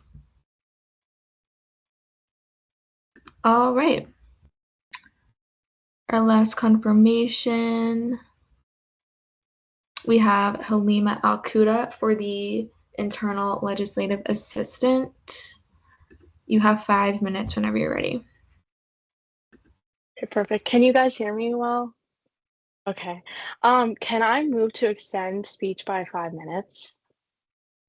There's been a motion to extend speech time by 5 minutes. Are there any objections? I have a question. Yes, By adding 5 minutes, how much will the speech time be? 10 minutes. Okay. I'm not going to use all of it. Sorry. So moved. Are there any objections? Seeing none, speech time is extended by 5 minutes. You have 10 minutes whenever you're ready. Thank you so much. So good evening, everyone. For those that don't know me, my name is Halima Al-Quda, seat 1 for the College of Sciences. I'm absolutely honored to have the opportunity to be confirmed as Internal Legislative Assistant tonight. Through this position, I will be overseeing the Student Government Leadership Council, SGLC for short, in the fall, and the Senate Leadership Council, SLC for short, in the spring. For those unfamiliar with these councils, SGLC is essentially a mentorship and introductory program meant for underclassmen or transfer students to learn the operations of and find their niche within student government and its various branches. As for SLC, it is very similar to the overall structure and purposes of SGLC, but specifically for the legislative branch and learning the inner workings of Senate in particular. For the last year, I have been involved in both of these programs, so I definitely feel confident in my ability to provide a fresh and creative perspective on ways in which these programs can be improved and structured to ensure the highest participation and retention rates possible. For my experience for this position is rooted in my various involvements throughout high school.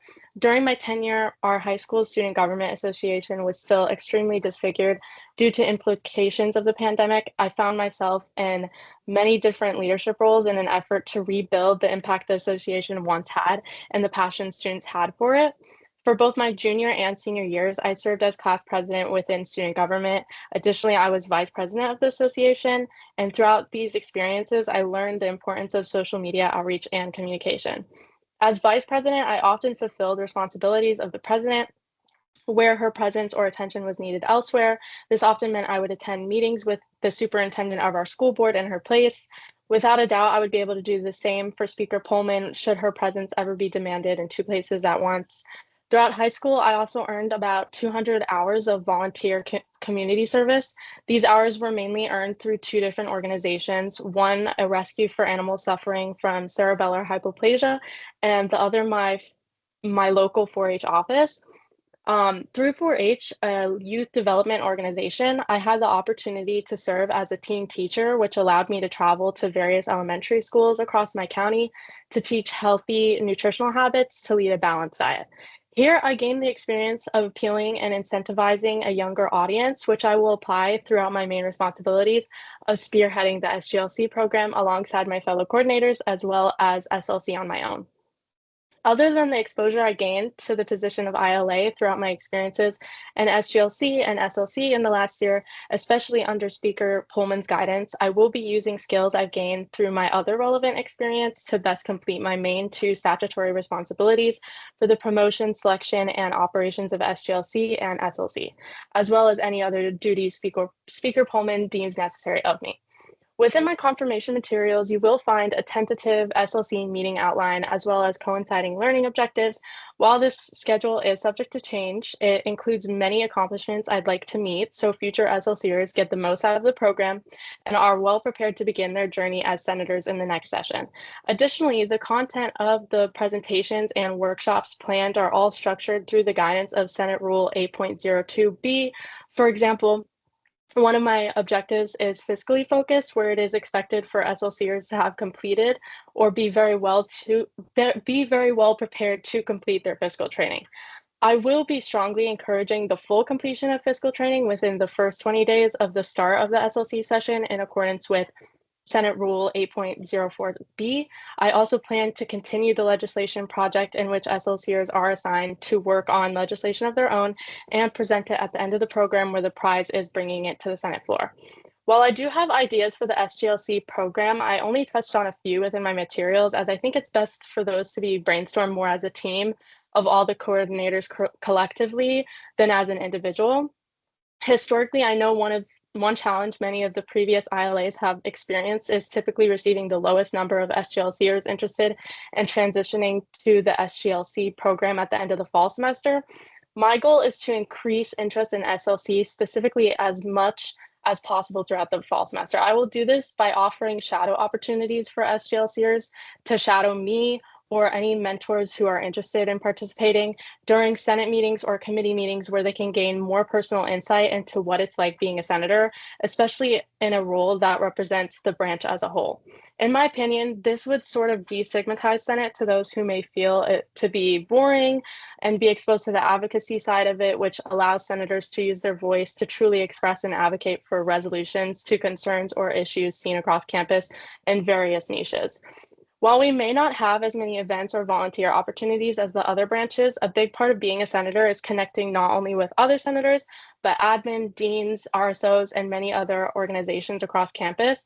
My focus will be in making that as evident as possible to SGLCers throughout the fall semester, but still allowing them the freedom and opportunity to explore the other branches as they please as well. Additionally, as per Senate Rule 8.03C, I would be willing to open an additional process for students unaffiliated with SGLC to be selected for SLC, especially as not every qualified SGLC applicant may be selected for the program from the beginning. And I believe it would be extremely helpful for those still interested in becoming a senator to be a part of SLC in the spring before running to be a senator later in the semester. For me, the position of internal legislative assistant also means aiding in the internal structure of Senate, especially through the Speaker and Pro Tempore's office. I plan to work closely with the Pro Tempore's office to ensure interconnectedness between both offices.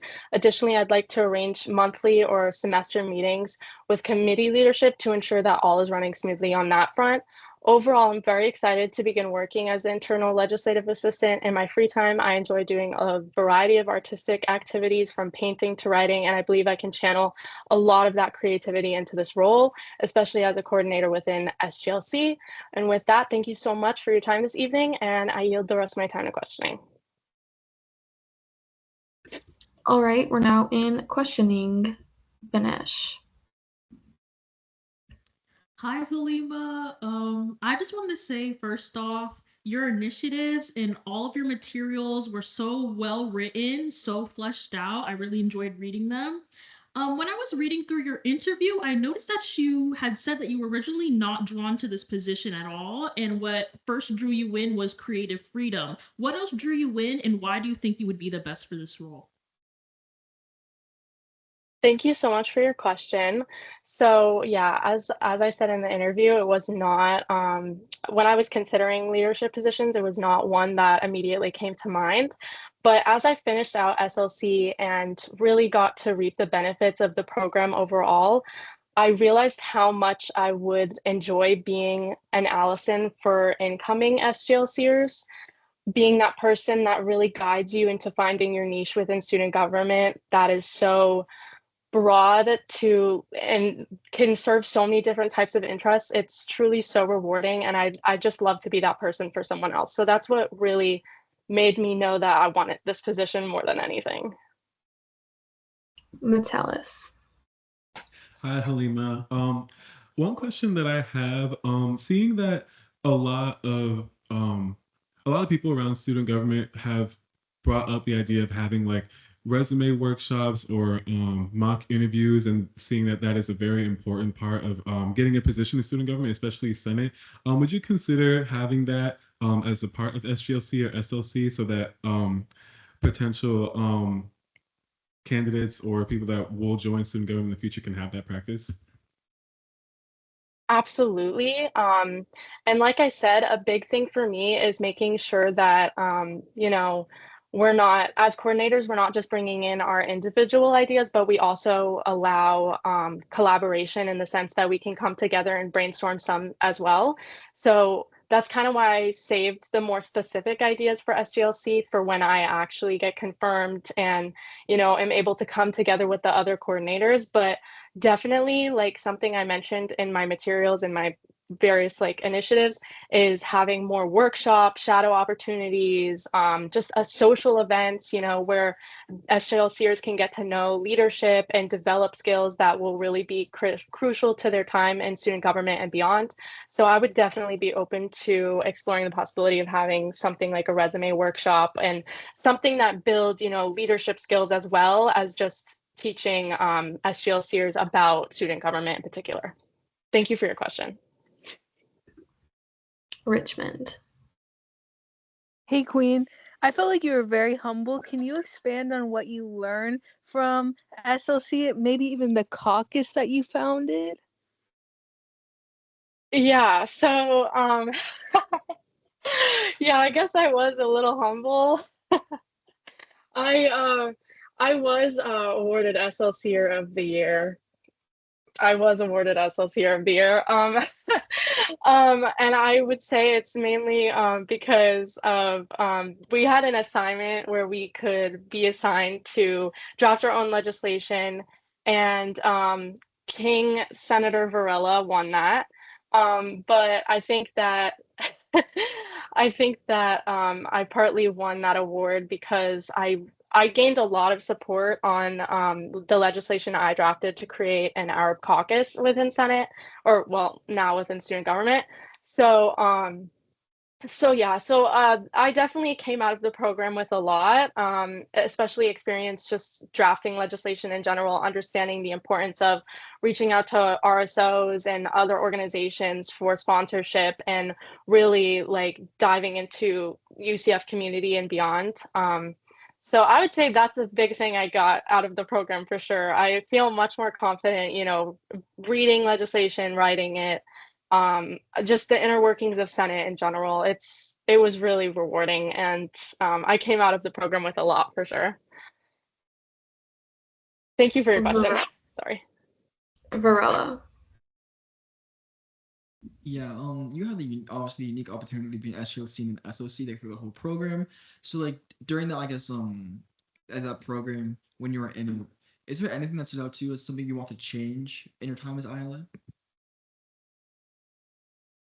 Yeah, honestly, I had a similar question in the interview, and it's kind of hard to think of, things that I would want to see change necessarily, just because like I said, it was a very rewarding experience. In terms of SGLC in particular, I think that I would have liked to see maybe, more events, more workshops, more kind of shadow opportunities. That's why a big thing for me is not just having mentorships, but also shadow opportunities where I think, SGLCers will be able to kind of get a better idea of what branch they're more interested in.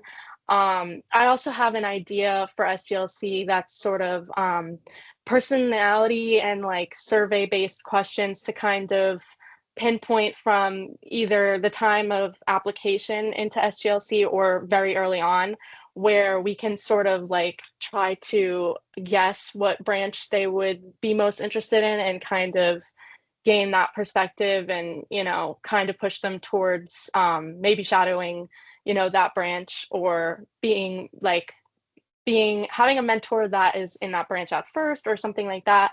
And in terms of SLC, I think I definitely want the Senate rules state that certain program requirements can be put onto the SLCers, like attending 3 Senate meetings or 6, just certain things like that. So I definitely think that that's something I'd be interested in, kind of requiring the SLCers at least attend 3 Senate meetings or something like that, because I feel like it's kind of an invaluable experience that you gain sitting on committee and Senate meetings. So definitely encouraging that as well.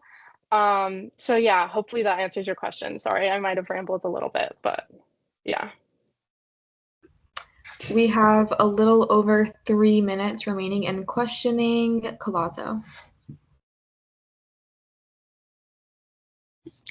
I was going to motion to move to debate. Are there more questions? Keep your hand raised if there's more questions. Hamid, you have a question? I have a question. All right. You can go ahead. So I'm sorry if someone already asked you this, but I see that in your goal sheet, in the top one is that you want to create a branch Instagram. Can you go more into why you decided that that would be necessary for the branch when we already have the UCF SG Instagram for all branches, and what you would like to see on there? So yeah, in my interview, I think I also answered this, so I'm just gonna say that in case I forget to mention a point that I did mention in my interview. But you're all good. Thank you so much for your question. So I originally was not sure if I was going to be attending UCF or FSU. And I knew coming in that I really wanted to be a part of student government. So I went ahead and like right away as I was applying for colleges, followed both Instagrams. And I ended up stumbling on FSU's Senate Instagram pretty much straight away as soon as I found their actual student government Instagram. And their Senate Instagram is very successful. I'd say it's nearly as successful as their actual student government Instagram. And just because, Senate, we're passing a lot of resolutions, we're doing proclamations, we're doing all sorts of things. As evident by the newsletter that's posted on the student government Instagram currently.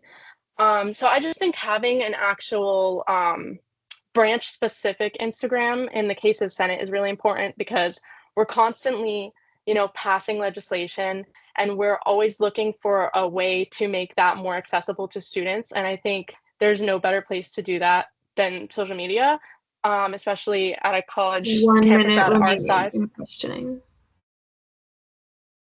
Especially at a college campus at our size with a lot of online students. So that's kind of that was kind of my inspiration for that initiative. I think that having a branch Instagram would be super helpful for not only the Senate newsletters, but also a forum for the marketing committee to really just have a direct way to upload their content and create more content that can be posted. So and advertise the SGLC program and SLC program overall. So I just think that it's a really good idea that we could start in this session or that I want to start. So thank you for your question. All right, we have 10 seconds remaining in questioning. Chair Carangle.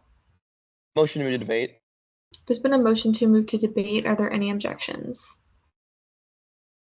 Seeing none, we're now in debate. Metellus. All right, I will be voting in favor of this candidate. Seeing all of her initiatives and everything that she has planned out, like she's one of the most qualified, thought out candidates I've seen up here. There's nothing wrong with all the stuff that she has planned. It's really incredible how she thought everything through. And I've also had the pleasure of befriending and working with Halima in SGLC and SLC, and even like as you guys see, like she's very dedicated to the legislative branch with her initiative and her caucus, and I just can't wait to see the amazing things that she has in store for the SGLC and SLC program, should she be confirmed. And I will be voting in favor and encourage you guys to do the same. Thank you. Carangle.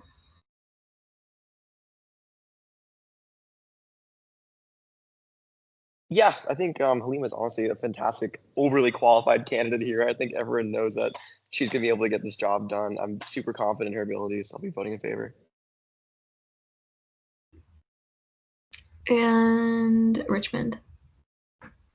I'm Halima's biggest fan. I'm so excited about the speaker's office, hopefully this year with the addition of Halima, if confirmed. As she stated, overly qualified. She not only won SLC of the year, I saw her go above and beyond with this piece of legislation. It was one of the best I've ever seen. She got MSC to sponsor, had countless of meetings with different RSOs to go over it. and really highlighted an underrepresented group on campus, saw that, and then sought to fix it, which I think is amazing. And that's who I want mentoring the next generation of Senate, because I think that's what we need more of. So I'm so excited to vote in favor, and I urge everyone else to do the same.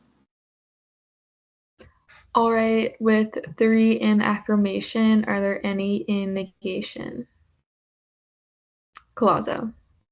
Move to vote. There's been a motion to move to voting procedures. Are there any objections?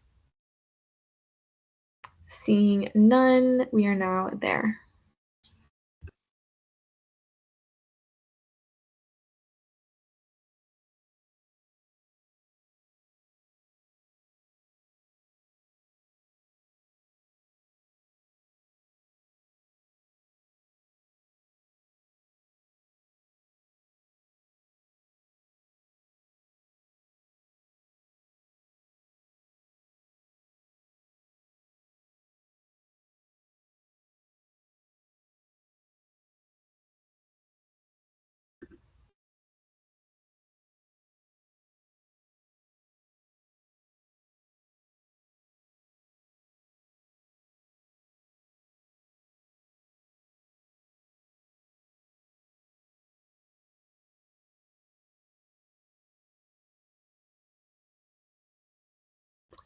All right, with a vote count of 32 to 0 to 1, Halima Al-Quda is confirmed internal legislative assistant. Congratulations, Ayale Al-Quda.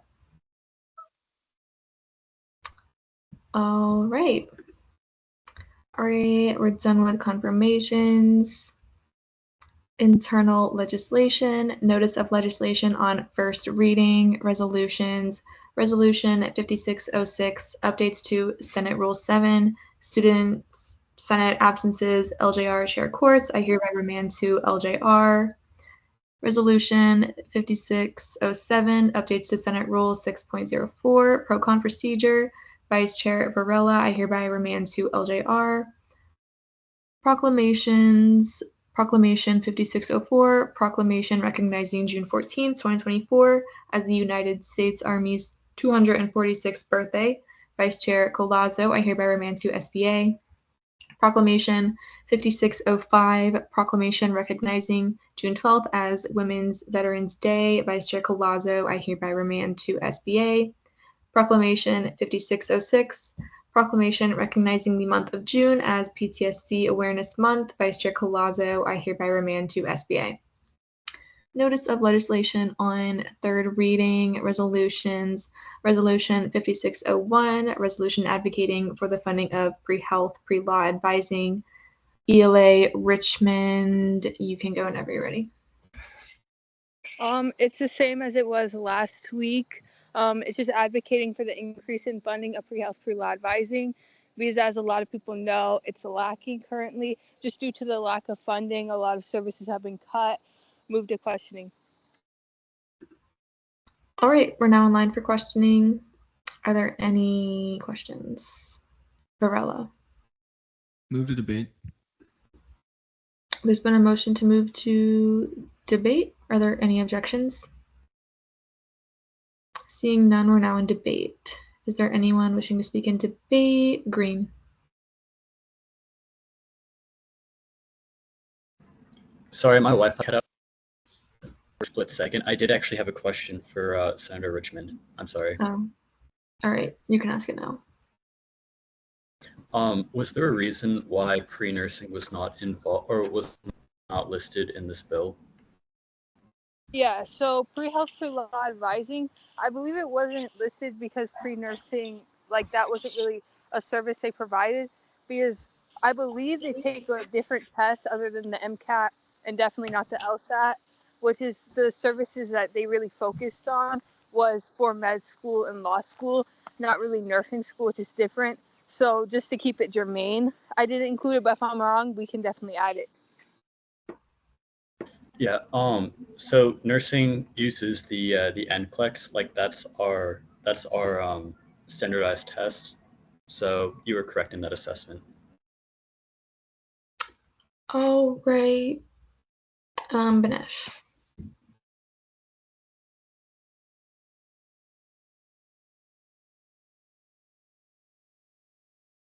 Oh, okay. Lazo. I was gonna retain. May I or no? You may. Alrighty. I think this is a really great bill. I think that pre-health and pre-law are some of the really like biggest groups and like corporations that we have in College of Sciences, as well as like College of Health Professional and Sciences and College of Medicine. All of those colleges, so they really need this. It's really important that we get them that advising and we get them the opportunity to be able to take the test to even go to their graduate school. With that, move to vote.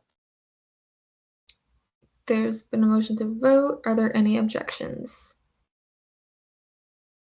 Seeing none, we're now in voting procedures on Resolution 5601.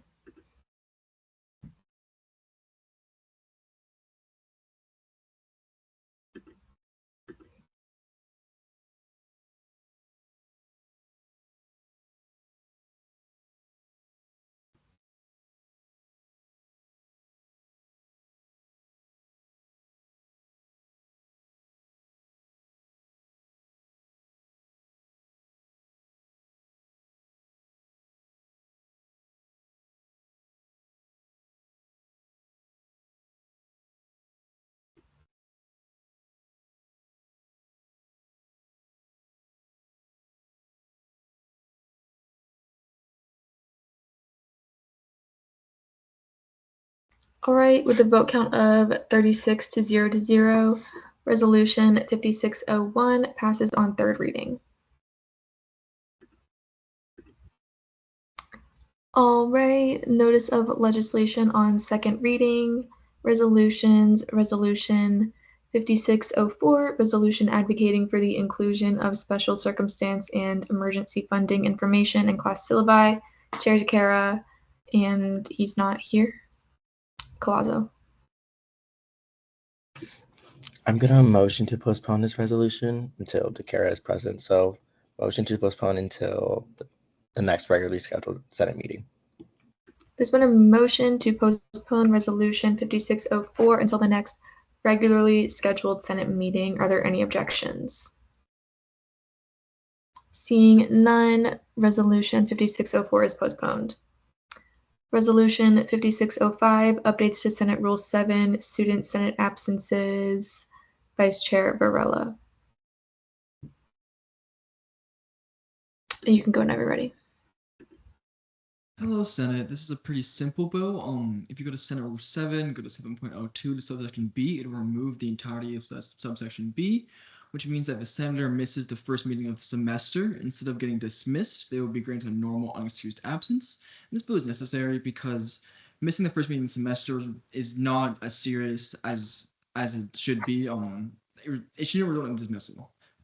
Usually the first meeting of the semester is continuation of whatever we did before the semester stopped, took a break. And again, resulting in a whole dismissal is pretty harsh on the offending senator and creates way more problems than it solves. And it is adequate punishment to accumulate 50% of the 2 unexcused absences you're allotted before the next one will get you dismissed anyway. So I don't think there's a problem of like a senator that might not show up ever during a semester. They'll be gone in 2.5 meetings anyway. So yeah, it's a pretty simple bill. So with that, I give my time. All right, we're now in line for questioning. Are there any questions for Vice Chair Varela?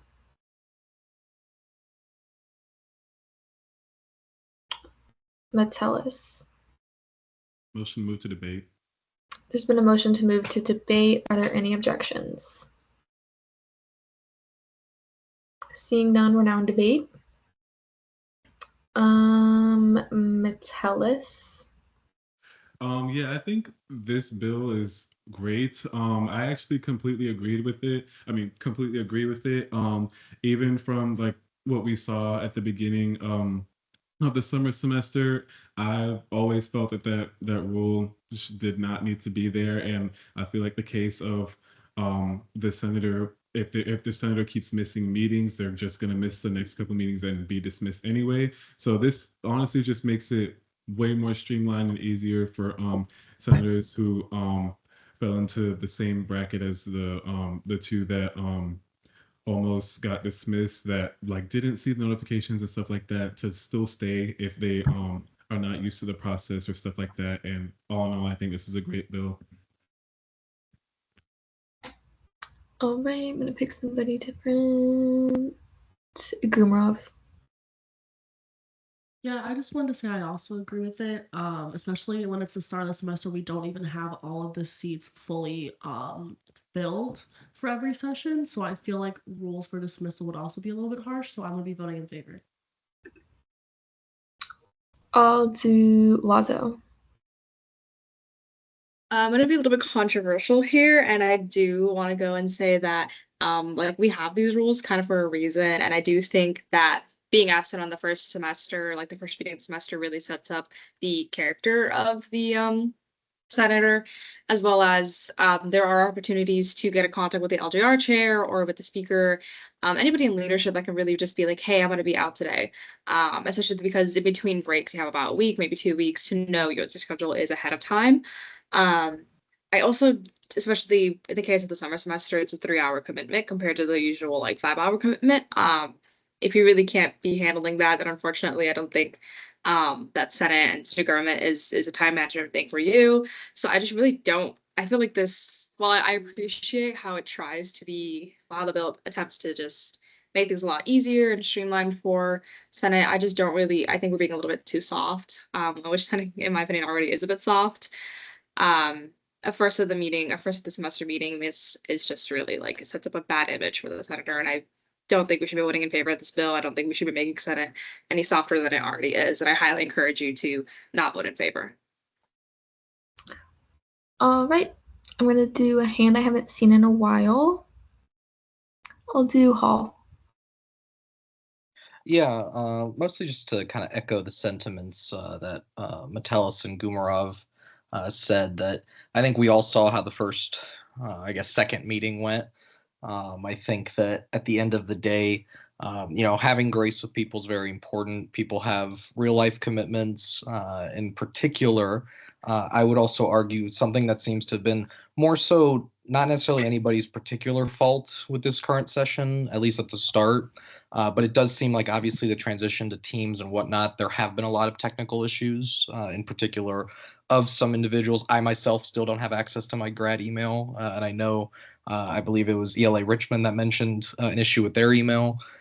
So I know just kind of across the board, there are still issues where for a lot of returning people, a lot of the stuff that kind of just basic procedure is very intuitive. We do have a lot of new members, and we're going to continue to have a lot of new members. And I think that what I appreciate about this is not that it just removes it entirely as an absence, but at least allows it to be a normal absence versus just automatic removal. And I think that that's actually a good compromise that allows some grace with individuals, allows us to go through the normal kind of LJR process and whatnot, but doesn't arbitrarily just remove somebody, especially when I do think that there is an issue of a lot of particularly newer senators not knowing, or at least not having the resources available to them to know. And, just to continue to, there's always going to be technical problems. So this is kind of, I think, just a good compromise, and I definitely think that we should be voting in favor. I'll go Banesh.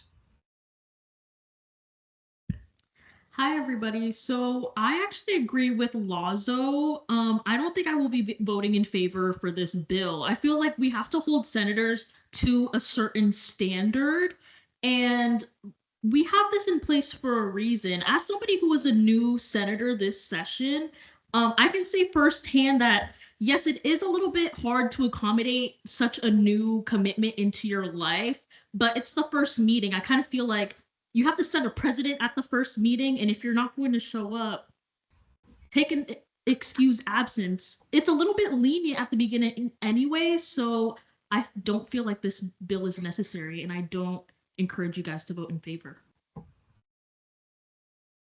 Courts. Okay, so I think I'll be voting in favor for this simply because, yes, I do agree that we do need to hold senators to a standard, but as the person who did have to send out those emails, it's so hard to explain to new senators the reinstatement process if they don't even really know how they're being dismissed and it's also the first of every semester, which also, in my opinion, doesn't make sense. I do it because it's statutory in there. Yeah, that's the right word. And I do appreciate the initiative taken to take it out, because as long as it's in the statutes, it's going to happen. But if it gets taken out, then I don't think it has anything to do with grace, since, like, if I'm not wrong, if it's the beginning of the session and they don't give notification, they're also dismissed. So first for each semester doesn't make sense, but the first for the session is still there. All right, Collazo. Yeah, I agree with Senator Lazo. I was the only member of LJR to vote no on this bill, and I'm going to vote no again on this piece of legislation. I think it's super important to hold senators to a very high standard, especially when it comes to attendance. I don't think that we should be lenient on that. Missing the first meeting of the semester is quite concerning, because essentially the first meeting of the semester kind of establishes the precedent for the semester. You know, some important announcements are being given out and whatnot. It also like establishes that, in a sense, that it's not necessarily a priority for the individual if they miss the first meeting of the semester. I mean, I wouldn't miss the first meeting of the semester, as it's Senate's priority for me. I would be there just in case of any announcements from, you know, any senators or any member of cabinet or judicial supervisor of elections, anyone. So I will not be voting in favor of this bill, and I encourage you all to do the same. All right, I'm going to remind you guys of the time we have right now, and I'll go Alcuda. So yeah, I just want to say I strongly agree with Senator Hall and Chair Quartz on their perspective on this.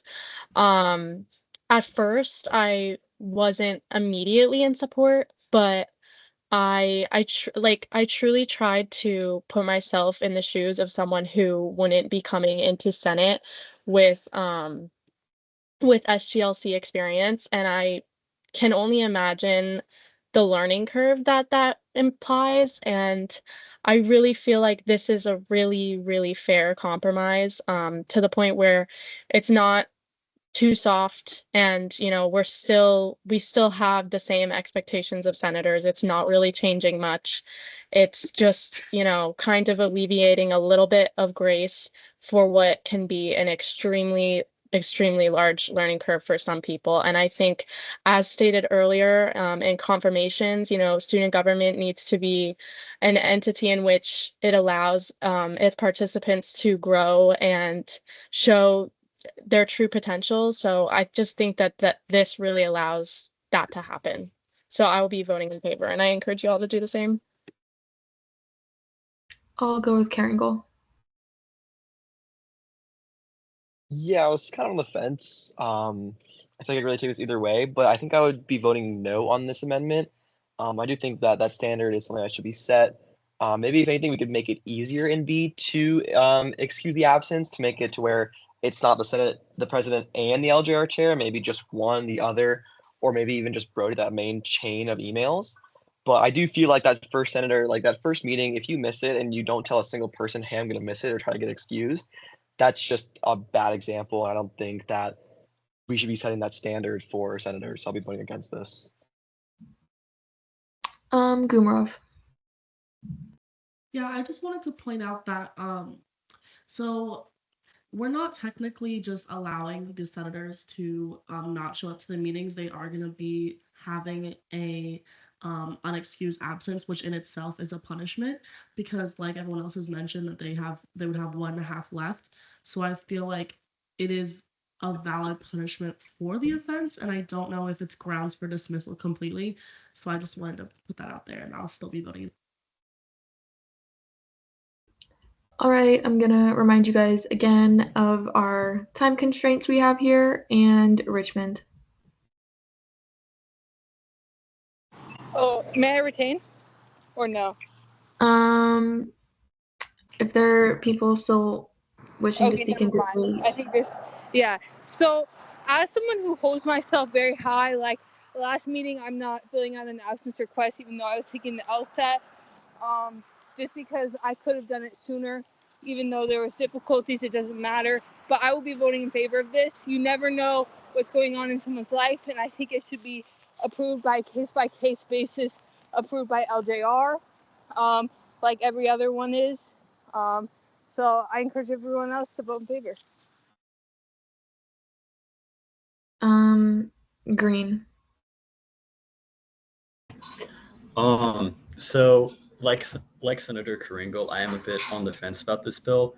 What I will say though is, as a brand new senator who did not have previous SLC or SGLC experience, I know that with the first meeting, it was incumbent upon myself to keep in mind I was present for the first meeting, but if I wasn't, I knew that it was incumbent upon myself to communicate with either Brody or with other members of Senate leadership. You know, even though I was a brand new senator, I knew that like being ignorant of particular Senate regulations or Senate rules did not absolve myself of personal responsibility. All right. I'm going to remind you guys again of our time constraints here, and I'll go Colazo. I'm going to move to vote. There's been a motion to vote. Are there any objections? Seeing none, we're now in voting procedures.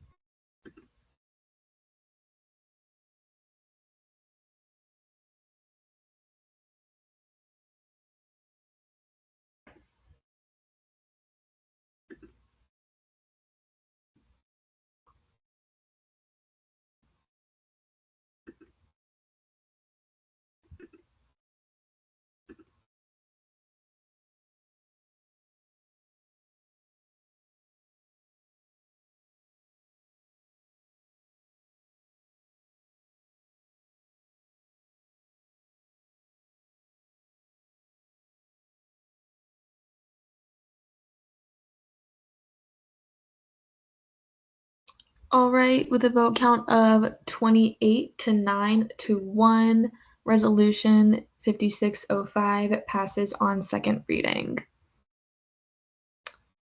All right, proclamations. Proclamation 5603, proclamation recognizing June 19th, 2024 as Juneteenth. Chair Hamid.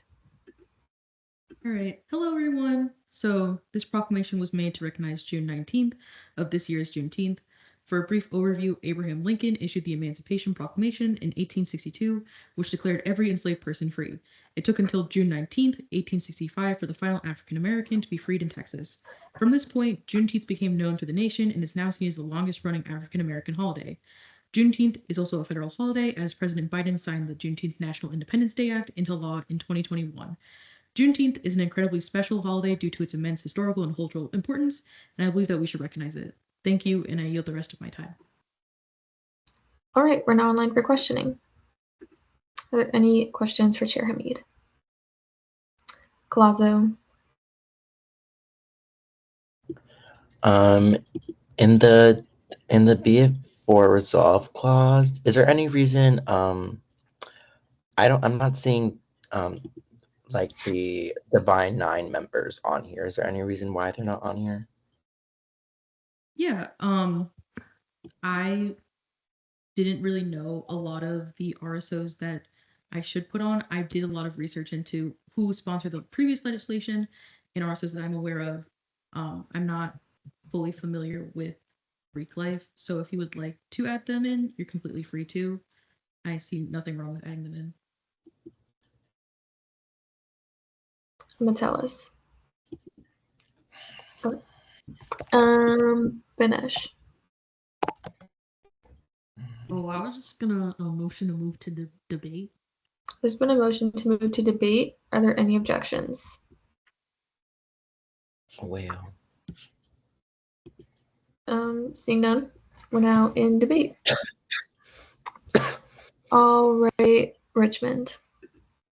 Sorry, I'm walking my dog if you hear that noise. But Jason absolutely ate with this. He did it on such short notice.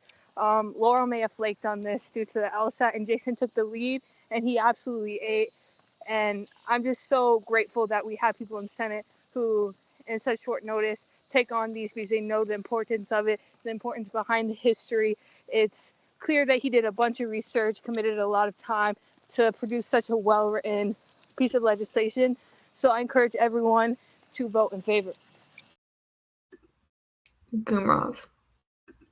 Yeah, so I actually love this proclamation. I think the vocabulary was great, and I like their statistics just so everyone can see really how important this would be to a lot of people, especially UCF students. So I think that we should be in favor. Benesh. So I will be voting in favor of this bill. As a Black student, I find that this is very important. This holiday being recognized by the school really shows like just advocacy towards such a small percentage of people on campus. So I encourage you guys to vote in favor.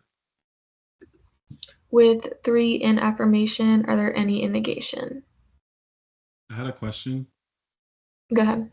Is there, even after the vote, could we still change the be it further resolved section? Because I do feel like this should also be sent to the D9 chapters, and the amendment hasn't been made yet. Okay. I don't think you can, so I'm making the amendment right now. great. But besides that, yes, I do feel like this proclamation is very great. I think it's important to recognize Juneteenth, especially since it is now a national holiday in our country, and a lot of students will benefit from being recognized. And it's very important for Black UCF to feel seen. And this is one of the ways that I think that can happen. Thank you.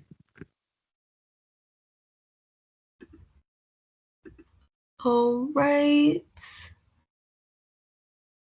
Waiting for Tisha.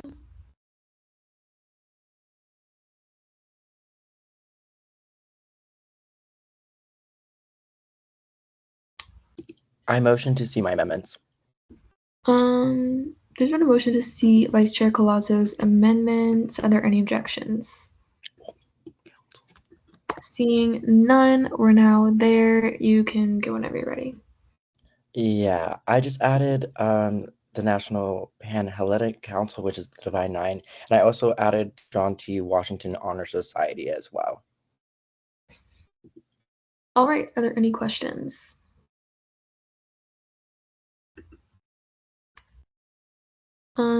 Seeing none, we're now in debate on this amendment. Is there anyone wishing to speak in debate?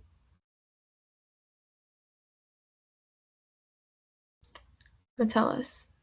Can we take out the Sigma Epsilon chapter of Zeta Phi Beta if we're going to have the National Panhellenic Council in there, because they're a part of the NPHC, so it would make sense to just recognize one of them. We're gonna say the rest of them later on in the section. That would be an amendment as well. Can we see it as a friendly? If that's up to Vice Chair Colazzo, right? Vice Chair Colazzo. Oh yeah, totally fine. Okay. All right. Is there anyone wishing to speak in debate? Seeing none, is there a motion? Colazzo. Motion to move to vote. There's been a motion to vote on this amendment. Are there any objections? Seeing none, we're now there.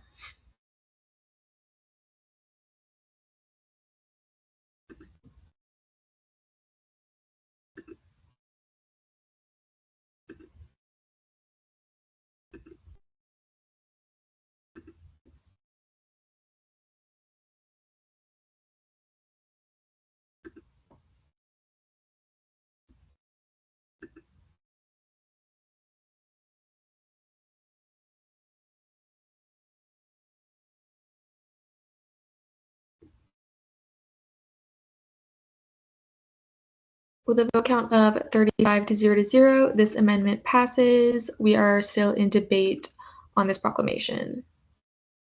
Varela, May I retain? you may.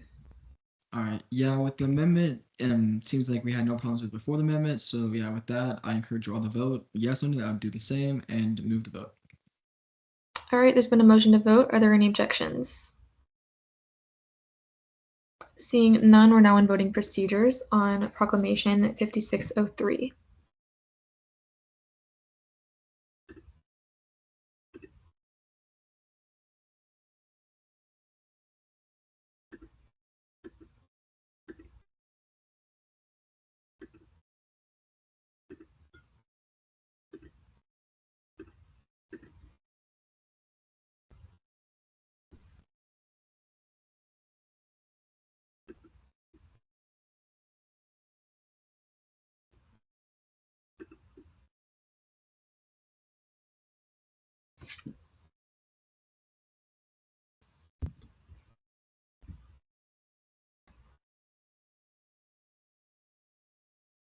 All right, with the vote count of 37 to 1, Proclamation 5603 passes on second reading. That's pretty much all the business we're going to get to tonight. Colazo. I motion to adjourn this meeting pending final roll call. There's been a motion to adjourn the meeting pending final roll call. I object. Do you withdraw, Colazo?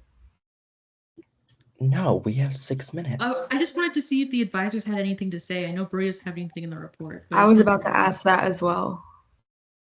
So do you withdraw, Colazo? Yes. All right. I was just gonna go Senate Forum, drop it in the chat. Senate deliberations, also drop it in the chat. Advisors report, Brody. Hey y'all, thank you for giving me a chance to speak. I'm very, very grateful. Yeah, no real announcements from me. Good work tonight. I know it's tough on the short timeline, but you got everything you needed done. So yeah, not a lot from me. If you need anything, just reach out. I'll be around. All right. Are there any questions for the advisors? Seeing none. Miscellaneous business. I don't think we're gonna get to it today because Kirsten has to go through the whole roll call and we have to be out here in 5 minutes. And I want to be respectful to the student union workers. Colazo. I motion to adjourn this meeting pending final roll call.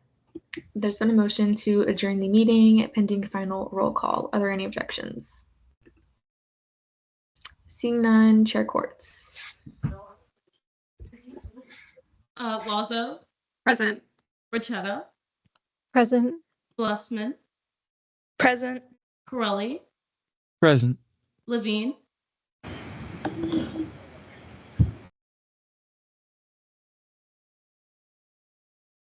Levine. Okay. Neither of them? Are either of them here? Okay. Lim, Morset, Elias. Where is Copa? Kringle, Present. DeCara, Butler, Connolly, Present. Gumrah, present. Hamid, present. Kaufman, Present. Larson,